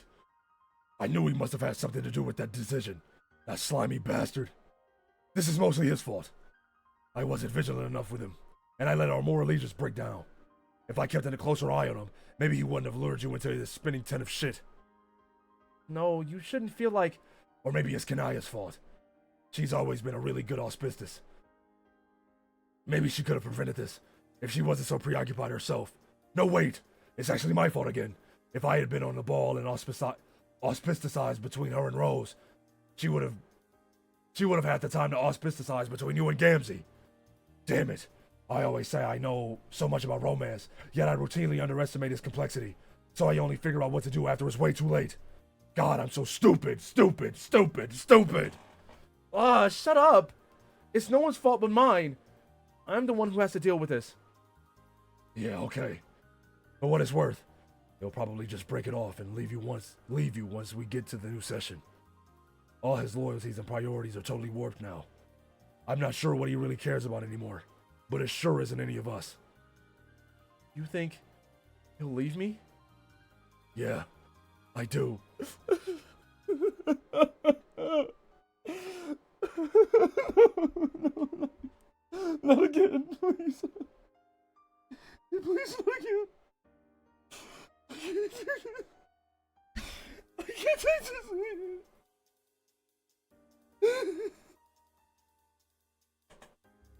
Stop trauma dumping?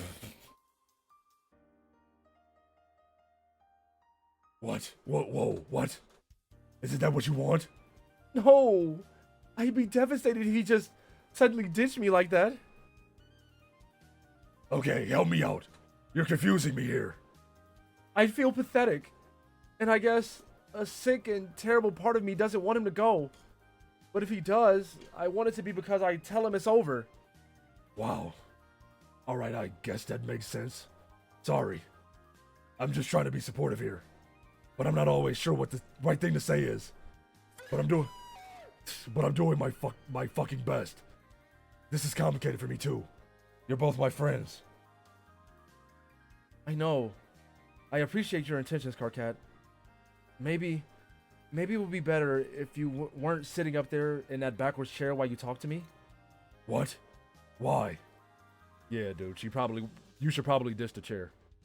What the fuck is wrong with my chair? Or at least sit on it front ways. Or offer her another chair.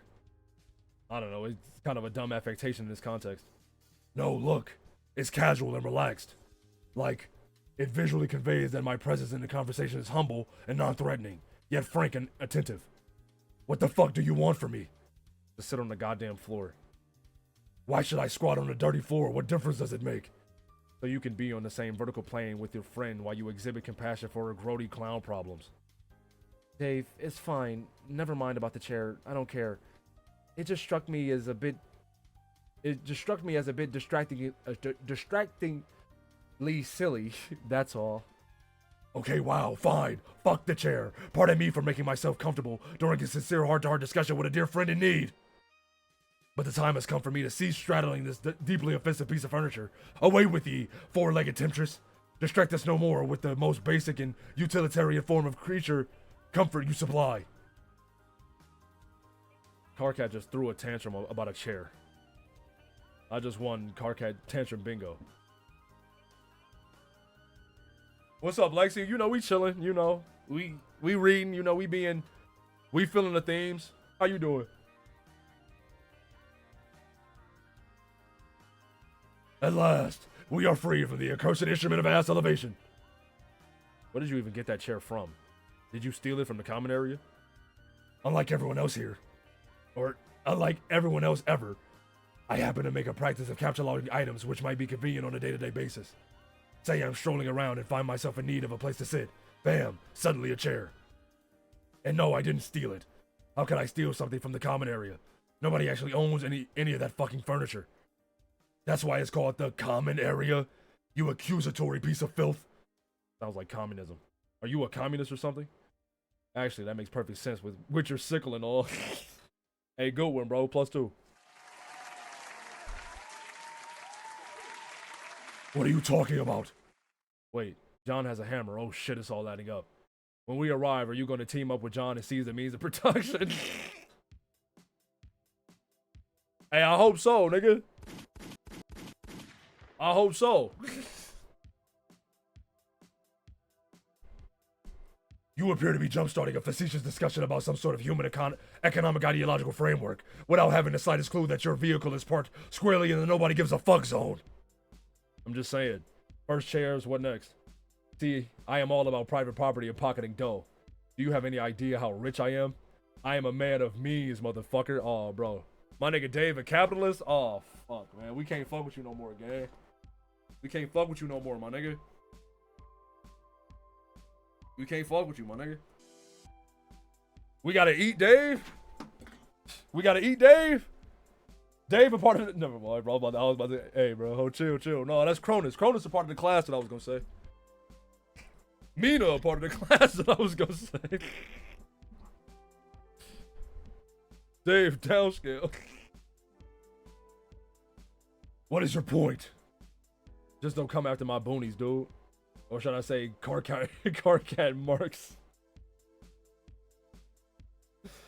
Hey, bro, good one, bro. Good one. Matter of fact, that's a gunshot. You aren't being serious now. These are not the words of a serious person. I was having a serious discussion like a big-time adult with my good friend Terezi. Your callous and nonsensical remarks are derailing us from the delicate subject at hand. Why don't you be useful and say something reassuring to our sad mutual buddy? You wailing jet engine of infantile soliloquence. What the fuck? I don't have much to say about this. I've kind of got to rescue myself on the matter, or recuse myself on the matter. I'm all kinds of on the record as being squicked out by the idea of hate relationships. So I got no point of reference for gauging when one is fucked up the way that's... Okay. Take it from the top. So I got no point of reference for gauging when one is fucked up the way that's... Fucked up.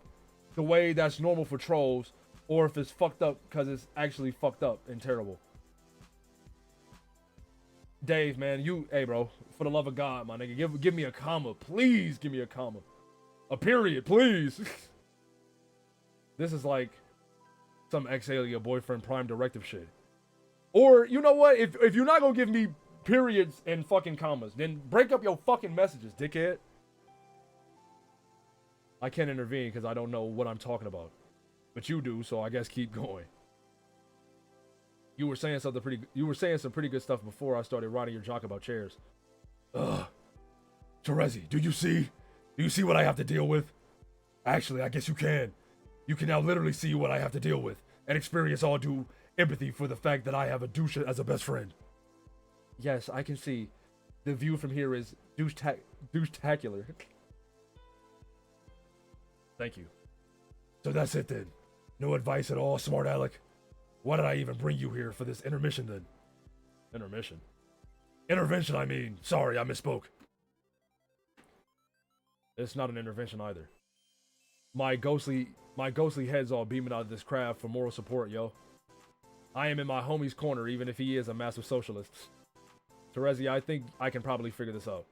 She grew up alone and blind in a forest. I think she will manage to bounce out of her juggalo phase. But yeah, Terezi, you should at least quit the fucking soda. Yeah, okay. Okay? Yes, I'll stop. What, just like that? Sure, it's really gross.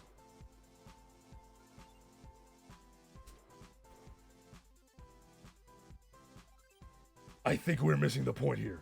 This isn't just about an unhealthy obsession with a foul soft drink. It's about how you feel about yourself. You are barely functioning right now.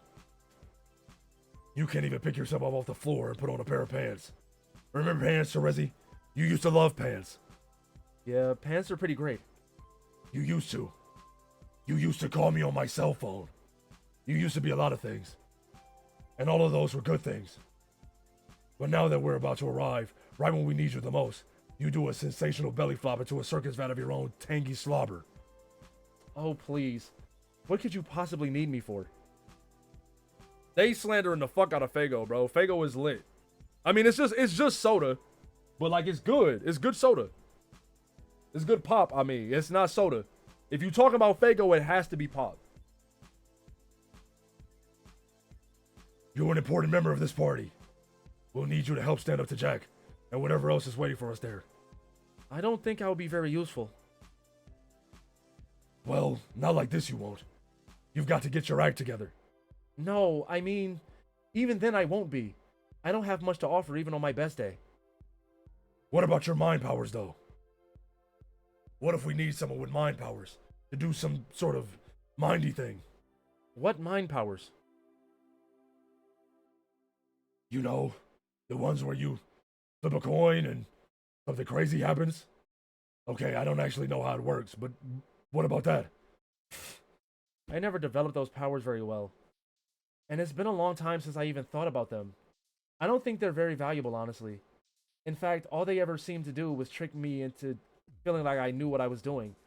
They actually made me believe I was in control of other people's fates. Not even to speak of my own. It was a really dangerous kind of delusion. And now it feels like the only heroic thing I ever did with those powers was use them to justify killing my friend. Huh? Oh, right. And what's worse is, to this day, I'm still not even totally sure if it was necessary. I think I've lost the ability to tell if I'm being punished for what I did, or if I'm punishing myself.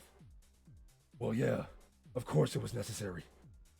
Even if it wasn't morally right, even if it wasn't the morally right choice or whatever, it was obviously something that had to happen. That's the cruel thing about Paradox Space. It systematically validates all your mistakes as necessary outcomes. Not even necessary for your own good or personal growth. It's always bigger than you. Like your errors in judgment are inseparable from the way reality has to unfold. It never lets you forget about them, because they were critical to the big picture, and all your past flaws are like scars. Scars of space-time that never heal, and always serve to remind you that the perfect version of yourself you wish you could be can never exist. But the survival of everyone you care about depends on him not existing. I know all that. It doesn't stop me from wondering. It's simple. If you hadn't killed her, you would have withered away in a doomed timeline. Yeah, sometimes I wish I had.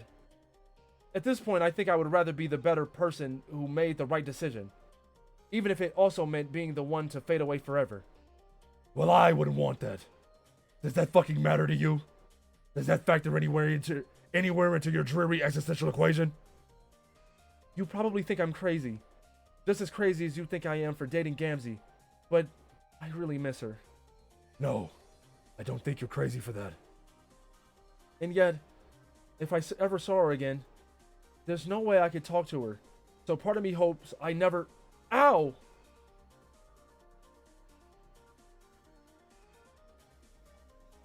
Dave, you dick! What? Don't blame me. I can't control the crab. Yo, Ramen, I know this is a bad time, but can you cash at me $20 so I can get some DoorDash? Nigga, no. I don't got $20 to give you.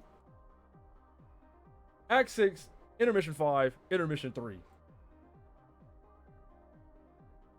Wait, why did that planet give me 2 elves? You're calling them elves now? Yes. But they're leprechauns, or gnomes, according to some baloney scholars. They can now be additionally referred to as elves. I have decided. Gang, I don't got $10 to give you. Whatever. Why are there 2? Because of the 2-for-1 deal. You sunk the 7th planet on the break. Then when you destroy the 6th planet, you unlock both the 6th and 7th elf. Now you're on the 8th planet. This one doesn't give you an elf. It doesn't. No. What about a gnome? No. What about a leprechaun? No. You get nothing. Why not? Because you're supposed to skip this one and destroy it last. You're just wasting time hanging around here. The clock is ticking. 6-7, 6-7. True, 6-7. All right. But first, I want to get their power straight. Am I correct in assuming their powers keep getting more useless? Yes. Just as I suspected. I don't even care anymore. I just want to know. So, Orangehead, we have established, just walks ahead of me all the time. No matter how far off he wanders, it gets lost. I always seem to catch up with him. Yes. And Green Hat, he just has a doll with pins in it. The Caliborn voice change. I created a larger distinction between him and Karkat since they keep going back and forth between Karkat and Caliborn. I had to make the distinction because it was confusing me. Fuck, where was I? Oh, He just has a doll with pins in it. yes. What's up with that? He has a doll with pins in it. And Every time you get a new elf, he'll take another pin out. That's all I would tell you. okay, got it. It's pointless. Moving on. Maroon Hat. I can't tell what his power is. What is his power? He doesn't have a power. Are you fucking kidding me? No. That's a new low. Even for these shitheads.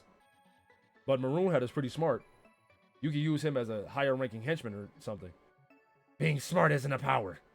Plus, I doubt it. How smart can one of these imbeciles be? You should talk to him and find out. No. Come on, just a friendly little chat. Fine. I will have a word with him. Very briefly. Okay. Hey, are you still talking to him? Wow, you guys are really going at it there. What the fuck could you be talking about for so long? This is getting ridiculous. The timer on the next cue ball bomb is ticking away. Okay, I'm back. And? Maroon Hat is highly intelligent and personable. I have decided he is my favorite guy so far. See, I told you. I will give him some important responsibilities later, but I have not decided what. Maybe he can hold on to something important for you. Good idea. Like what? Oh, I know. My cow top. No, not the cow top. That's dumb. My gun. No. Oh, my candy. No, you idiot. Fuck you. I have an idea. Then just tell me what it is, puzzle man.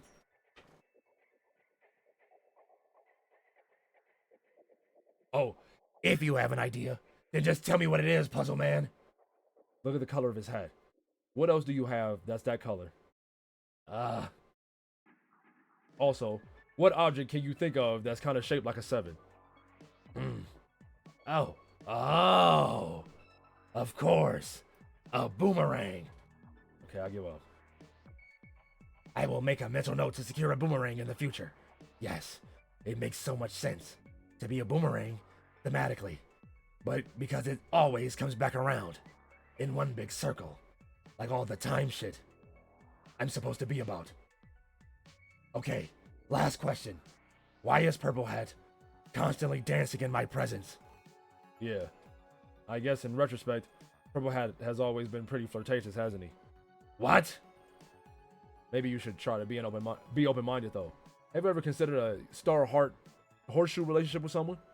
Maybe you will discover you have never truly experienced joy until you have been in a star-heart horse shape with a dancing elf. Caliborn has spiked his cow top on the ground in disgust. End of Act 6, Intermission 5, Intermission 3.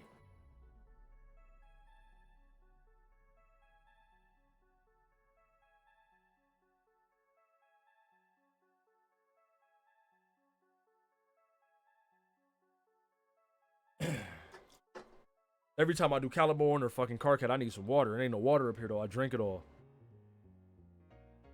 Hey guys, stop dragging your feet back there. You're falling behind. So you're falling so far behind. You're starting to look tiny and ridiculous from there, or from here. The treasure should be buried just up ahead. Let's pick up the pace. Excuse me. Some of us have some special needs. I think I will continue dragging my feet if you don't mind. Solix, will you just let Arania heal your eyes already and catch the fuck up? No.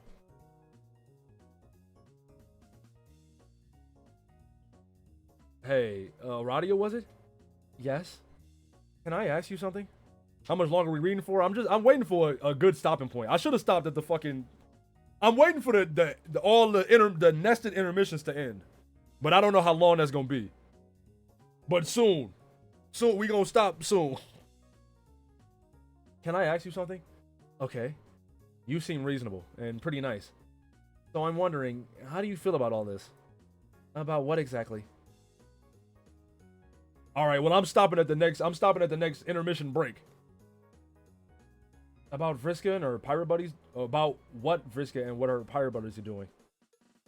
You mean searching for a weapon? I think it's a good idea. No, I know. Of course, it would be great to have an awesome secret weapon, whatever it is. I mean, how do you feel about the way they've been searching for it? By using all your ghost clone friends as bait, and getting the bad guy to blowing them all up to reveal the way to the treasure.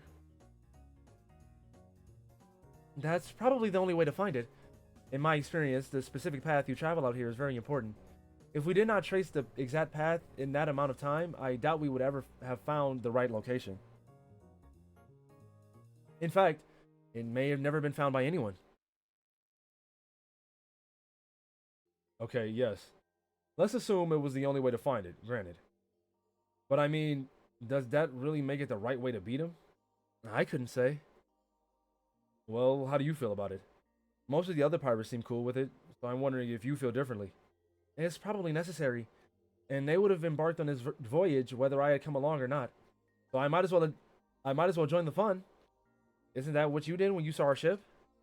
Sort of. But I didn't know what you were all doing yet. Yes, but once you found out, you continued journeying with us. Yeah, but I'm just hanging out here because I'm asleep. What else was I gonna do? Exactly.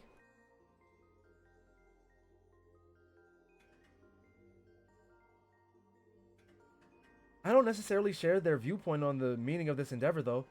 They consider this to be a great clash between good and evil, but I prefer to look at the coming battle as a matter of housekeeping. In the end, all loops must be tidied up, even his. Okay, but what about your friends? Don't you care about them? Of course I do. I love all my friends. Then why do you seem so cheerful?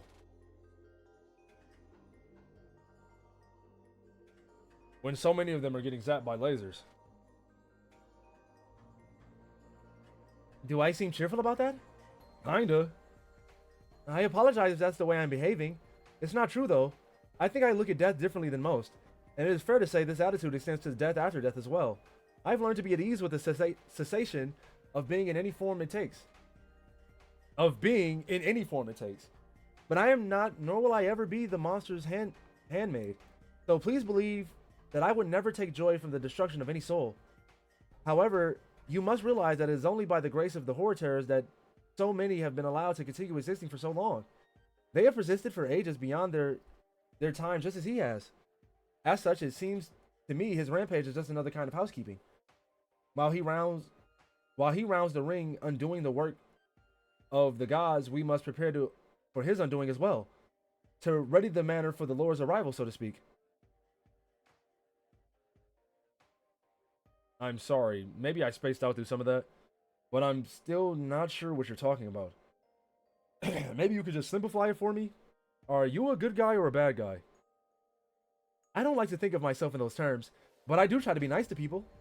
Damn it. Okay, could you just, maybe, give me an idea of what it is you actually want out of all this? What I want? That's a pretty good question. I think I mostly want to see what happens when this whole place breaks apart. I think I liked it better when you was dead. I think I liked it better when you was emotionless. You know what I mean?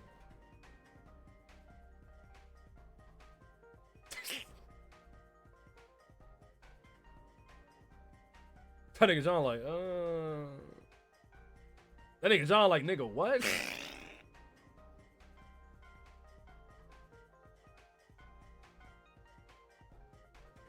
Oh my god, you are all so insane.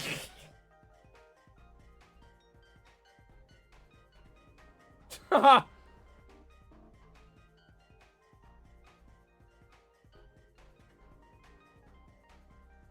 you coming or what? Yes, please come. I was about to begin one final story before we reach the treasure. Oh, holy shit, another story? I'm there. Sorry, Radia. I love to keep chatting, but you heard the lady. It's story time again. Wow, Radia. You actually thanked the guy running to hear a Thurkit story. That was a really impressive creep-out job. Nice.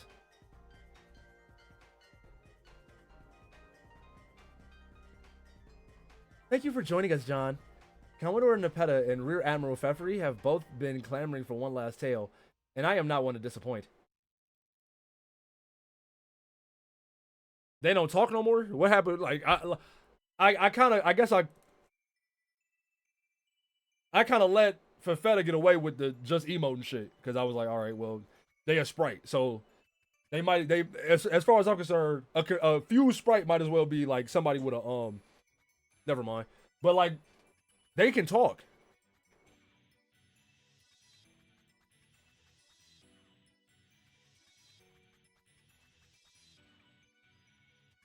It's because Hussey hates their fans or something. I forgot. Okay, fair. I don't know. Hussey mentioned in the Form Spring or the news that their unimportant characters will probably never talk again. Is that true?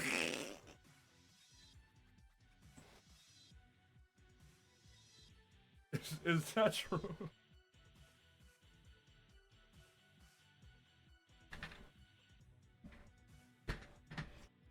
That's funny as hell, man. If that's true, that's the funniest thing that Hussey ever said. Clamoring, as in clams texted. Huh?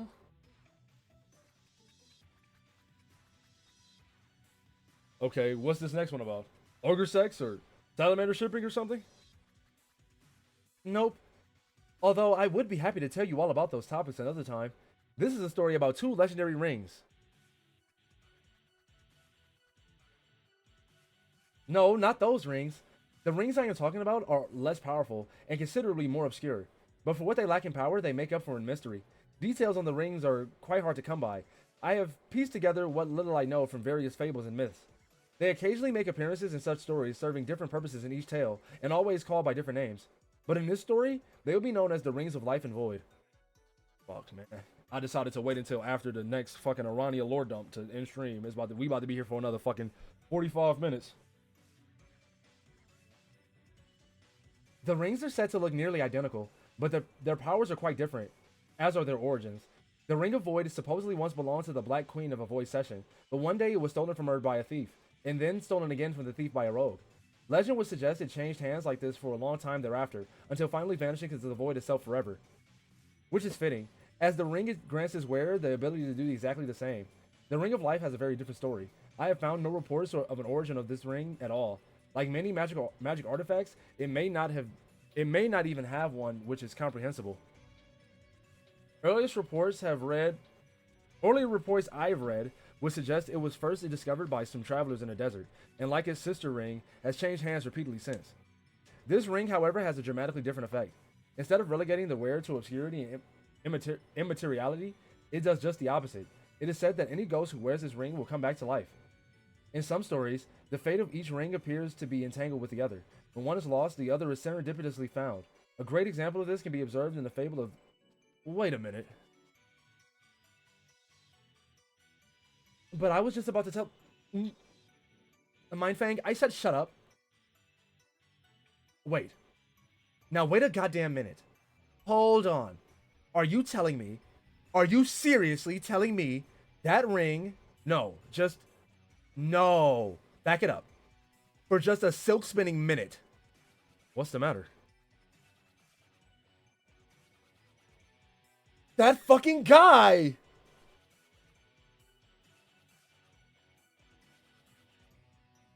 Are you kidding me? Are you kidding me? Ah! Tavros! What? What did you do with that ring? What ring? Don't play dumb with me. That ring you had. You know, the same one the orange guy tried to give to me? I still don't know about this orange guy you mentioned sometimes.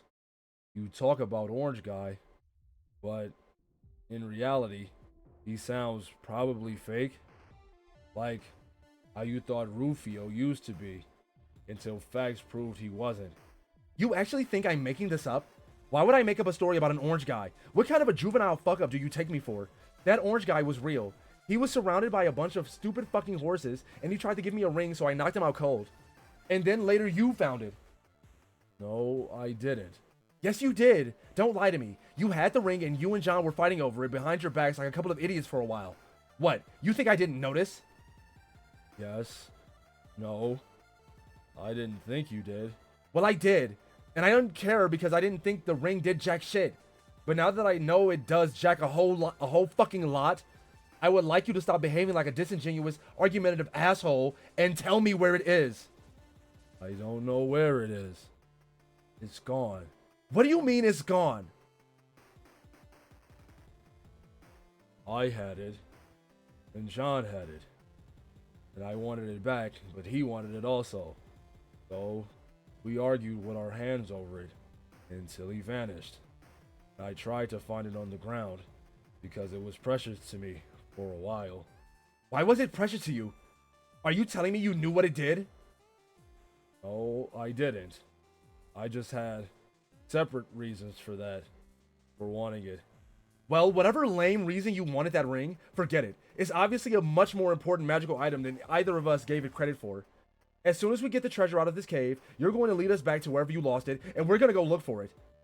Is that understood, Poop Master Nitram? No. Yes. I mean, yes, I comprehend the literal meaning of your yelling, but no. What do you mean, no? That was an order. I think your mean-spirited angriness is making me remember to wonder why I keep wanting to help you and like you. And I think it's making me think I don't really care anymore about finding the ring, or finding this treasure, or help you do arguably evil things to ghost friends to get your objectives to happen. Tavros, what exactly are you trying to say? I think the bottom line of that is I don't want to be your poop master anymore. So I'm not going to be. Where do you think you're going? Get back here. You can't just fly away from me like that. Oh, but I can. You forgot about my secret weapon.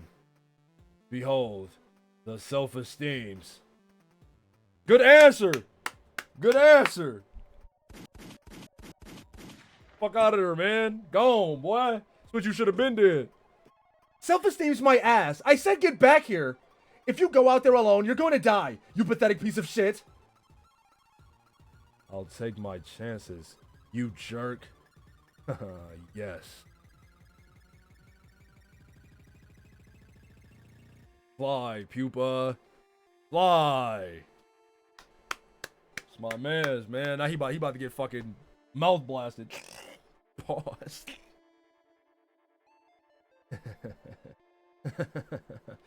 Oh, yes. Oh, clever. How I referenced what were once scornful remarks directed at me. So sick. So sick. We can all hear you whispering from down here, you shit for brains. Hey, Tavroth, wait up. I think I'm coming with you. What? No, Solix, wait.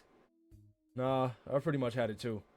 I can't believe I went along with it for as long as I did. So yeah, I'll be fucked two ways from Periges.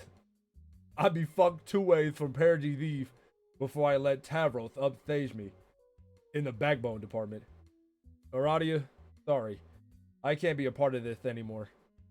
It's just making me feel dirty.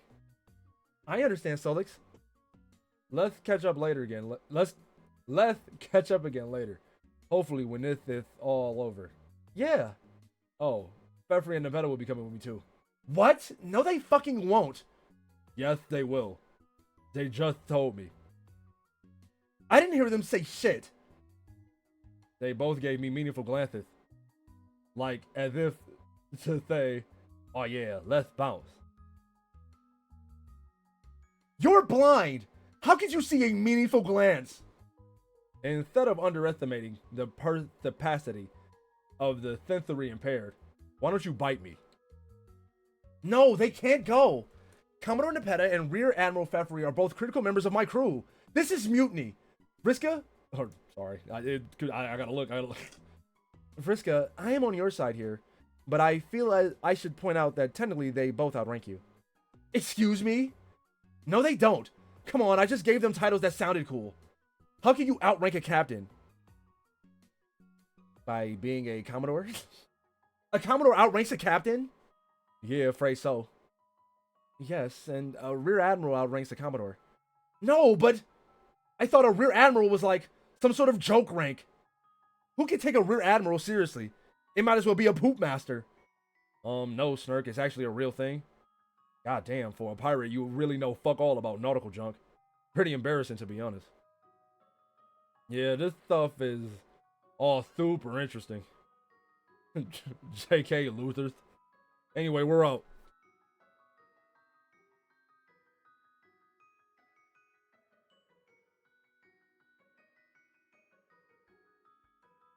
Risk of LARP and piracy. you ain't no real pirate. Ladies.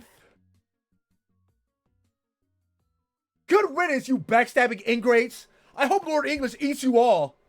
Hey, Vriska? What? Actually, you know that ring? What about it? I have it now. You do? Where? Let me see. No, I mean, not on me. I guess I wasn't wearing it when I fell asleep.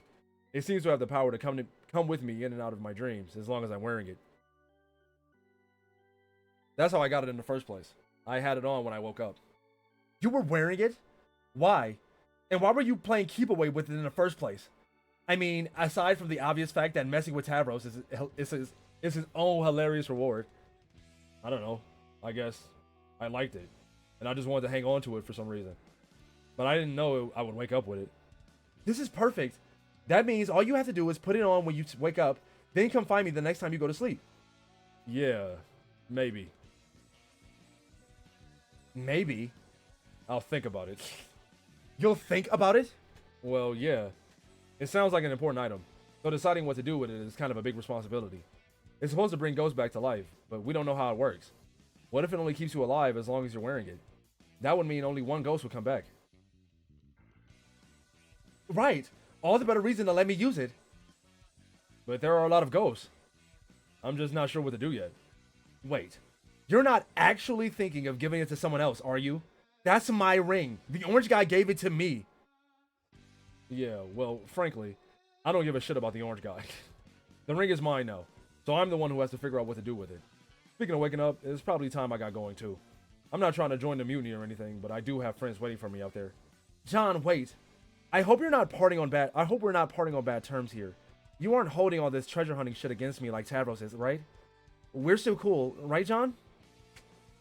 Come on, nephew. Nephew, you know the answer, nephew. You know the answer, nephew. Answer. Hey. You know the answer, nephew. If you have to leave, I get that. But I really want us to stay friends. I always felt like we had a special bond, John. Like, we're both always in the position of having to take charge as leaders, even if we never asked for that responsibility. And I don't want to pressure you on anything, but I would really appreciate it if you would at least think about me next time you take a nap with that ring on. It's fine. We can stay friends. I don't really like to make enemies with people, even if they're what? John, shit on this, shit on her. Vriska, I have to be honest. Years ago when we first met, it was a lot of fun to get to know you. And I admit I thought about you a lot since then. But I guess I never quite realized how little I actually understood you. During this crazy treasure quest, I tried to reserve judgment, like maybe it was just a troll thing I didn't get. But seeing how those other guys feel about it, I think it's more complicated than that. Obviously, not all trolls are like you. And that's what the fuck I be saying. They be like, oh man, they everybody grew up on the Hitler planet. Everybody. I'm like, well, everybody else not Hitler. So like, John, you my nigga, gang. John, you my fucking nigga, dog. Obviously, not all trolls are like you. And I know I'm not. Maybe this is all for a good cause, but it still felt like a pretty fucked up way to go about it. And all I'm saying is, I'm ready to go. I've seen enough, and I miss my friends. I'll think about what to do with the ring, but honestly what? Again, I'm just keeping it real. I'm just keeping it $150 on this motherfucker. But if I'm really thinking hard about who I should bring back to life. I don't know if my conscience can justify bringing back someone so dangerous. Woo! Clap for this nigga. Woo! That's my, hey man, that's my nigga, bro. That's John Egbert right there, nigga. Fine. Don't give me the ring then. Actually, you know what? Even if you change your mind someday, forget it. I don't even want it anymore. You don't? No. I've been dead this long. What's a little longer? Keep your ring. I don't want anyone's pity. So beat it, Egbert. Now she throwing a fit. Cause you made a bad impression on a nigga. Man, hey John, wake up, cuz. Wake up, cuz. Wake up, cuz. Wake up, cuz. Hey man, your sister needs you, gang. Wake up, bro. Fuck this. Never mind. Well, Huh? John, I thought you were leaving. Oh, right. I guess I'll just be. What are you, a fucking idiot? Don't go yet. What? Look, you made yourself perfectly clear. You think I'm a heartless monster and you don't want to help me out. Whatever. But are you seriously going to check out of this dream like 2 minutes before you see what the treasure is? Holy crap, dude. Where's your sense of curiosity? If I can manage to put up with you for a little longer, I think you can stand my morally bankrupt company long enough to find out what this thing is. Why am I the only person in Paradox Space who actually thinks? Oh, sure. I guess I'll go a little further and check out the treasure. You're right. It would be dumb not to. Good. Party's over, folks. The Pirate Playtime Wiggler Jamboree was fun while it lasted, but it's time to get serious.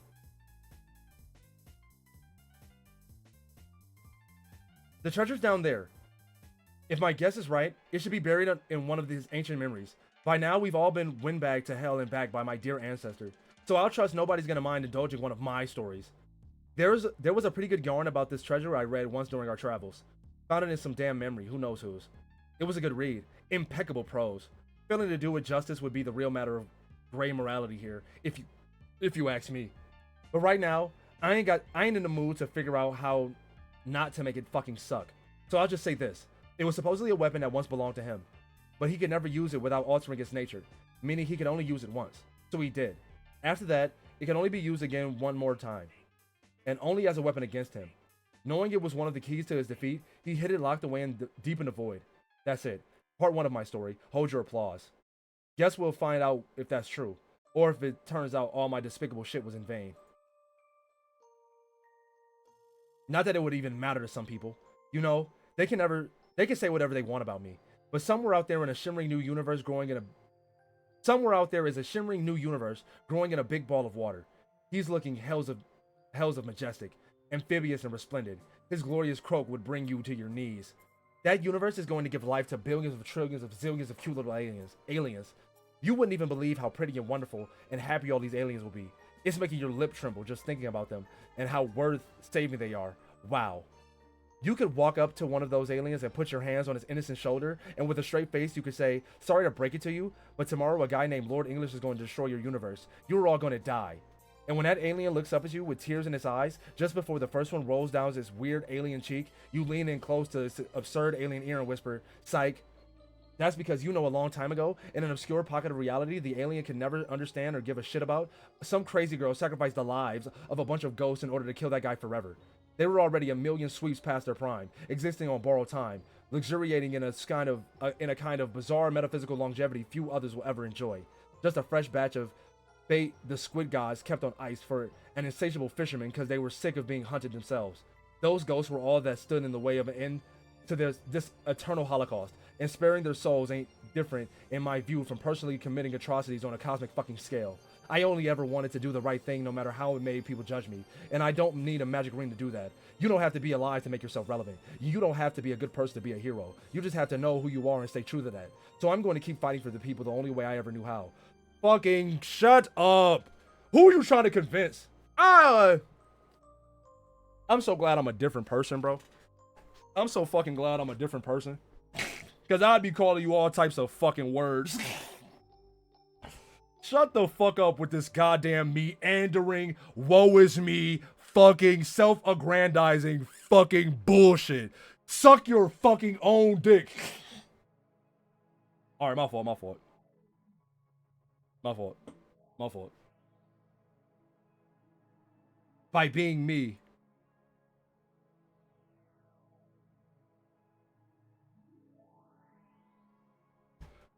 Well, ain't she like, technically, ain't she like 16 now? Matter of fact, technically, ain't she like a million years old?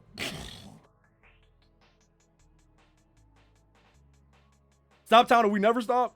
You know what, yeah, because it's like, it's 10:20, bro, and I'm hungry.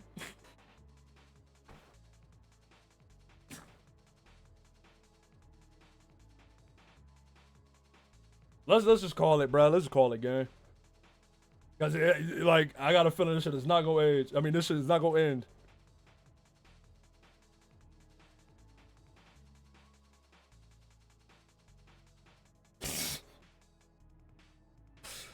Look, man. I don't give a fuck about shit she talking about, nigga.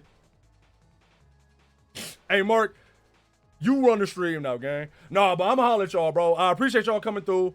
Tomorrow, regular stream, gang. I'm not, y'all making up shit. Y'all making up shit. I don't have nothing against trans people, trans women, none of that. I don't like her, nigga.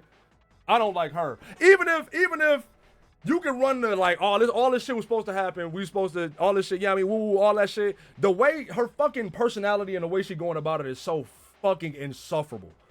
Jesus Christ. If she had even an ounce of like, of an ounce of fucking apprehension, you know what I mean? I'd be like, okay. If it like a little bit of apprehension or some fucking empathy. If it was like, I don't want to do this, but I got to, I'd be like, all right. But she just like, I'm the shit. I'm great. All right, I'm going. I'm gonna holler at y'all tomorrow. Regular stream. We're gonna be playing some game. I'm gonna be playing a game that I got a key for.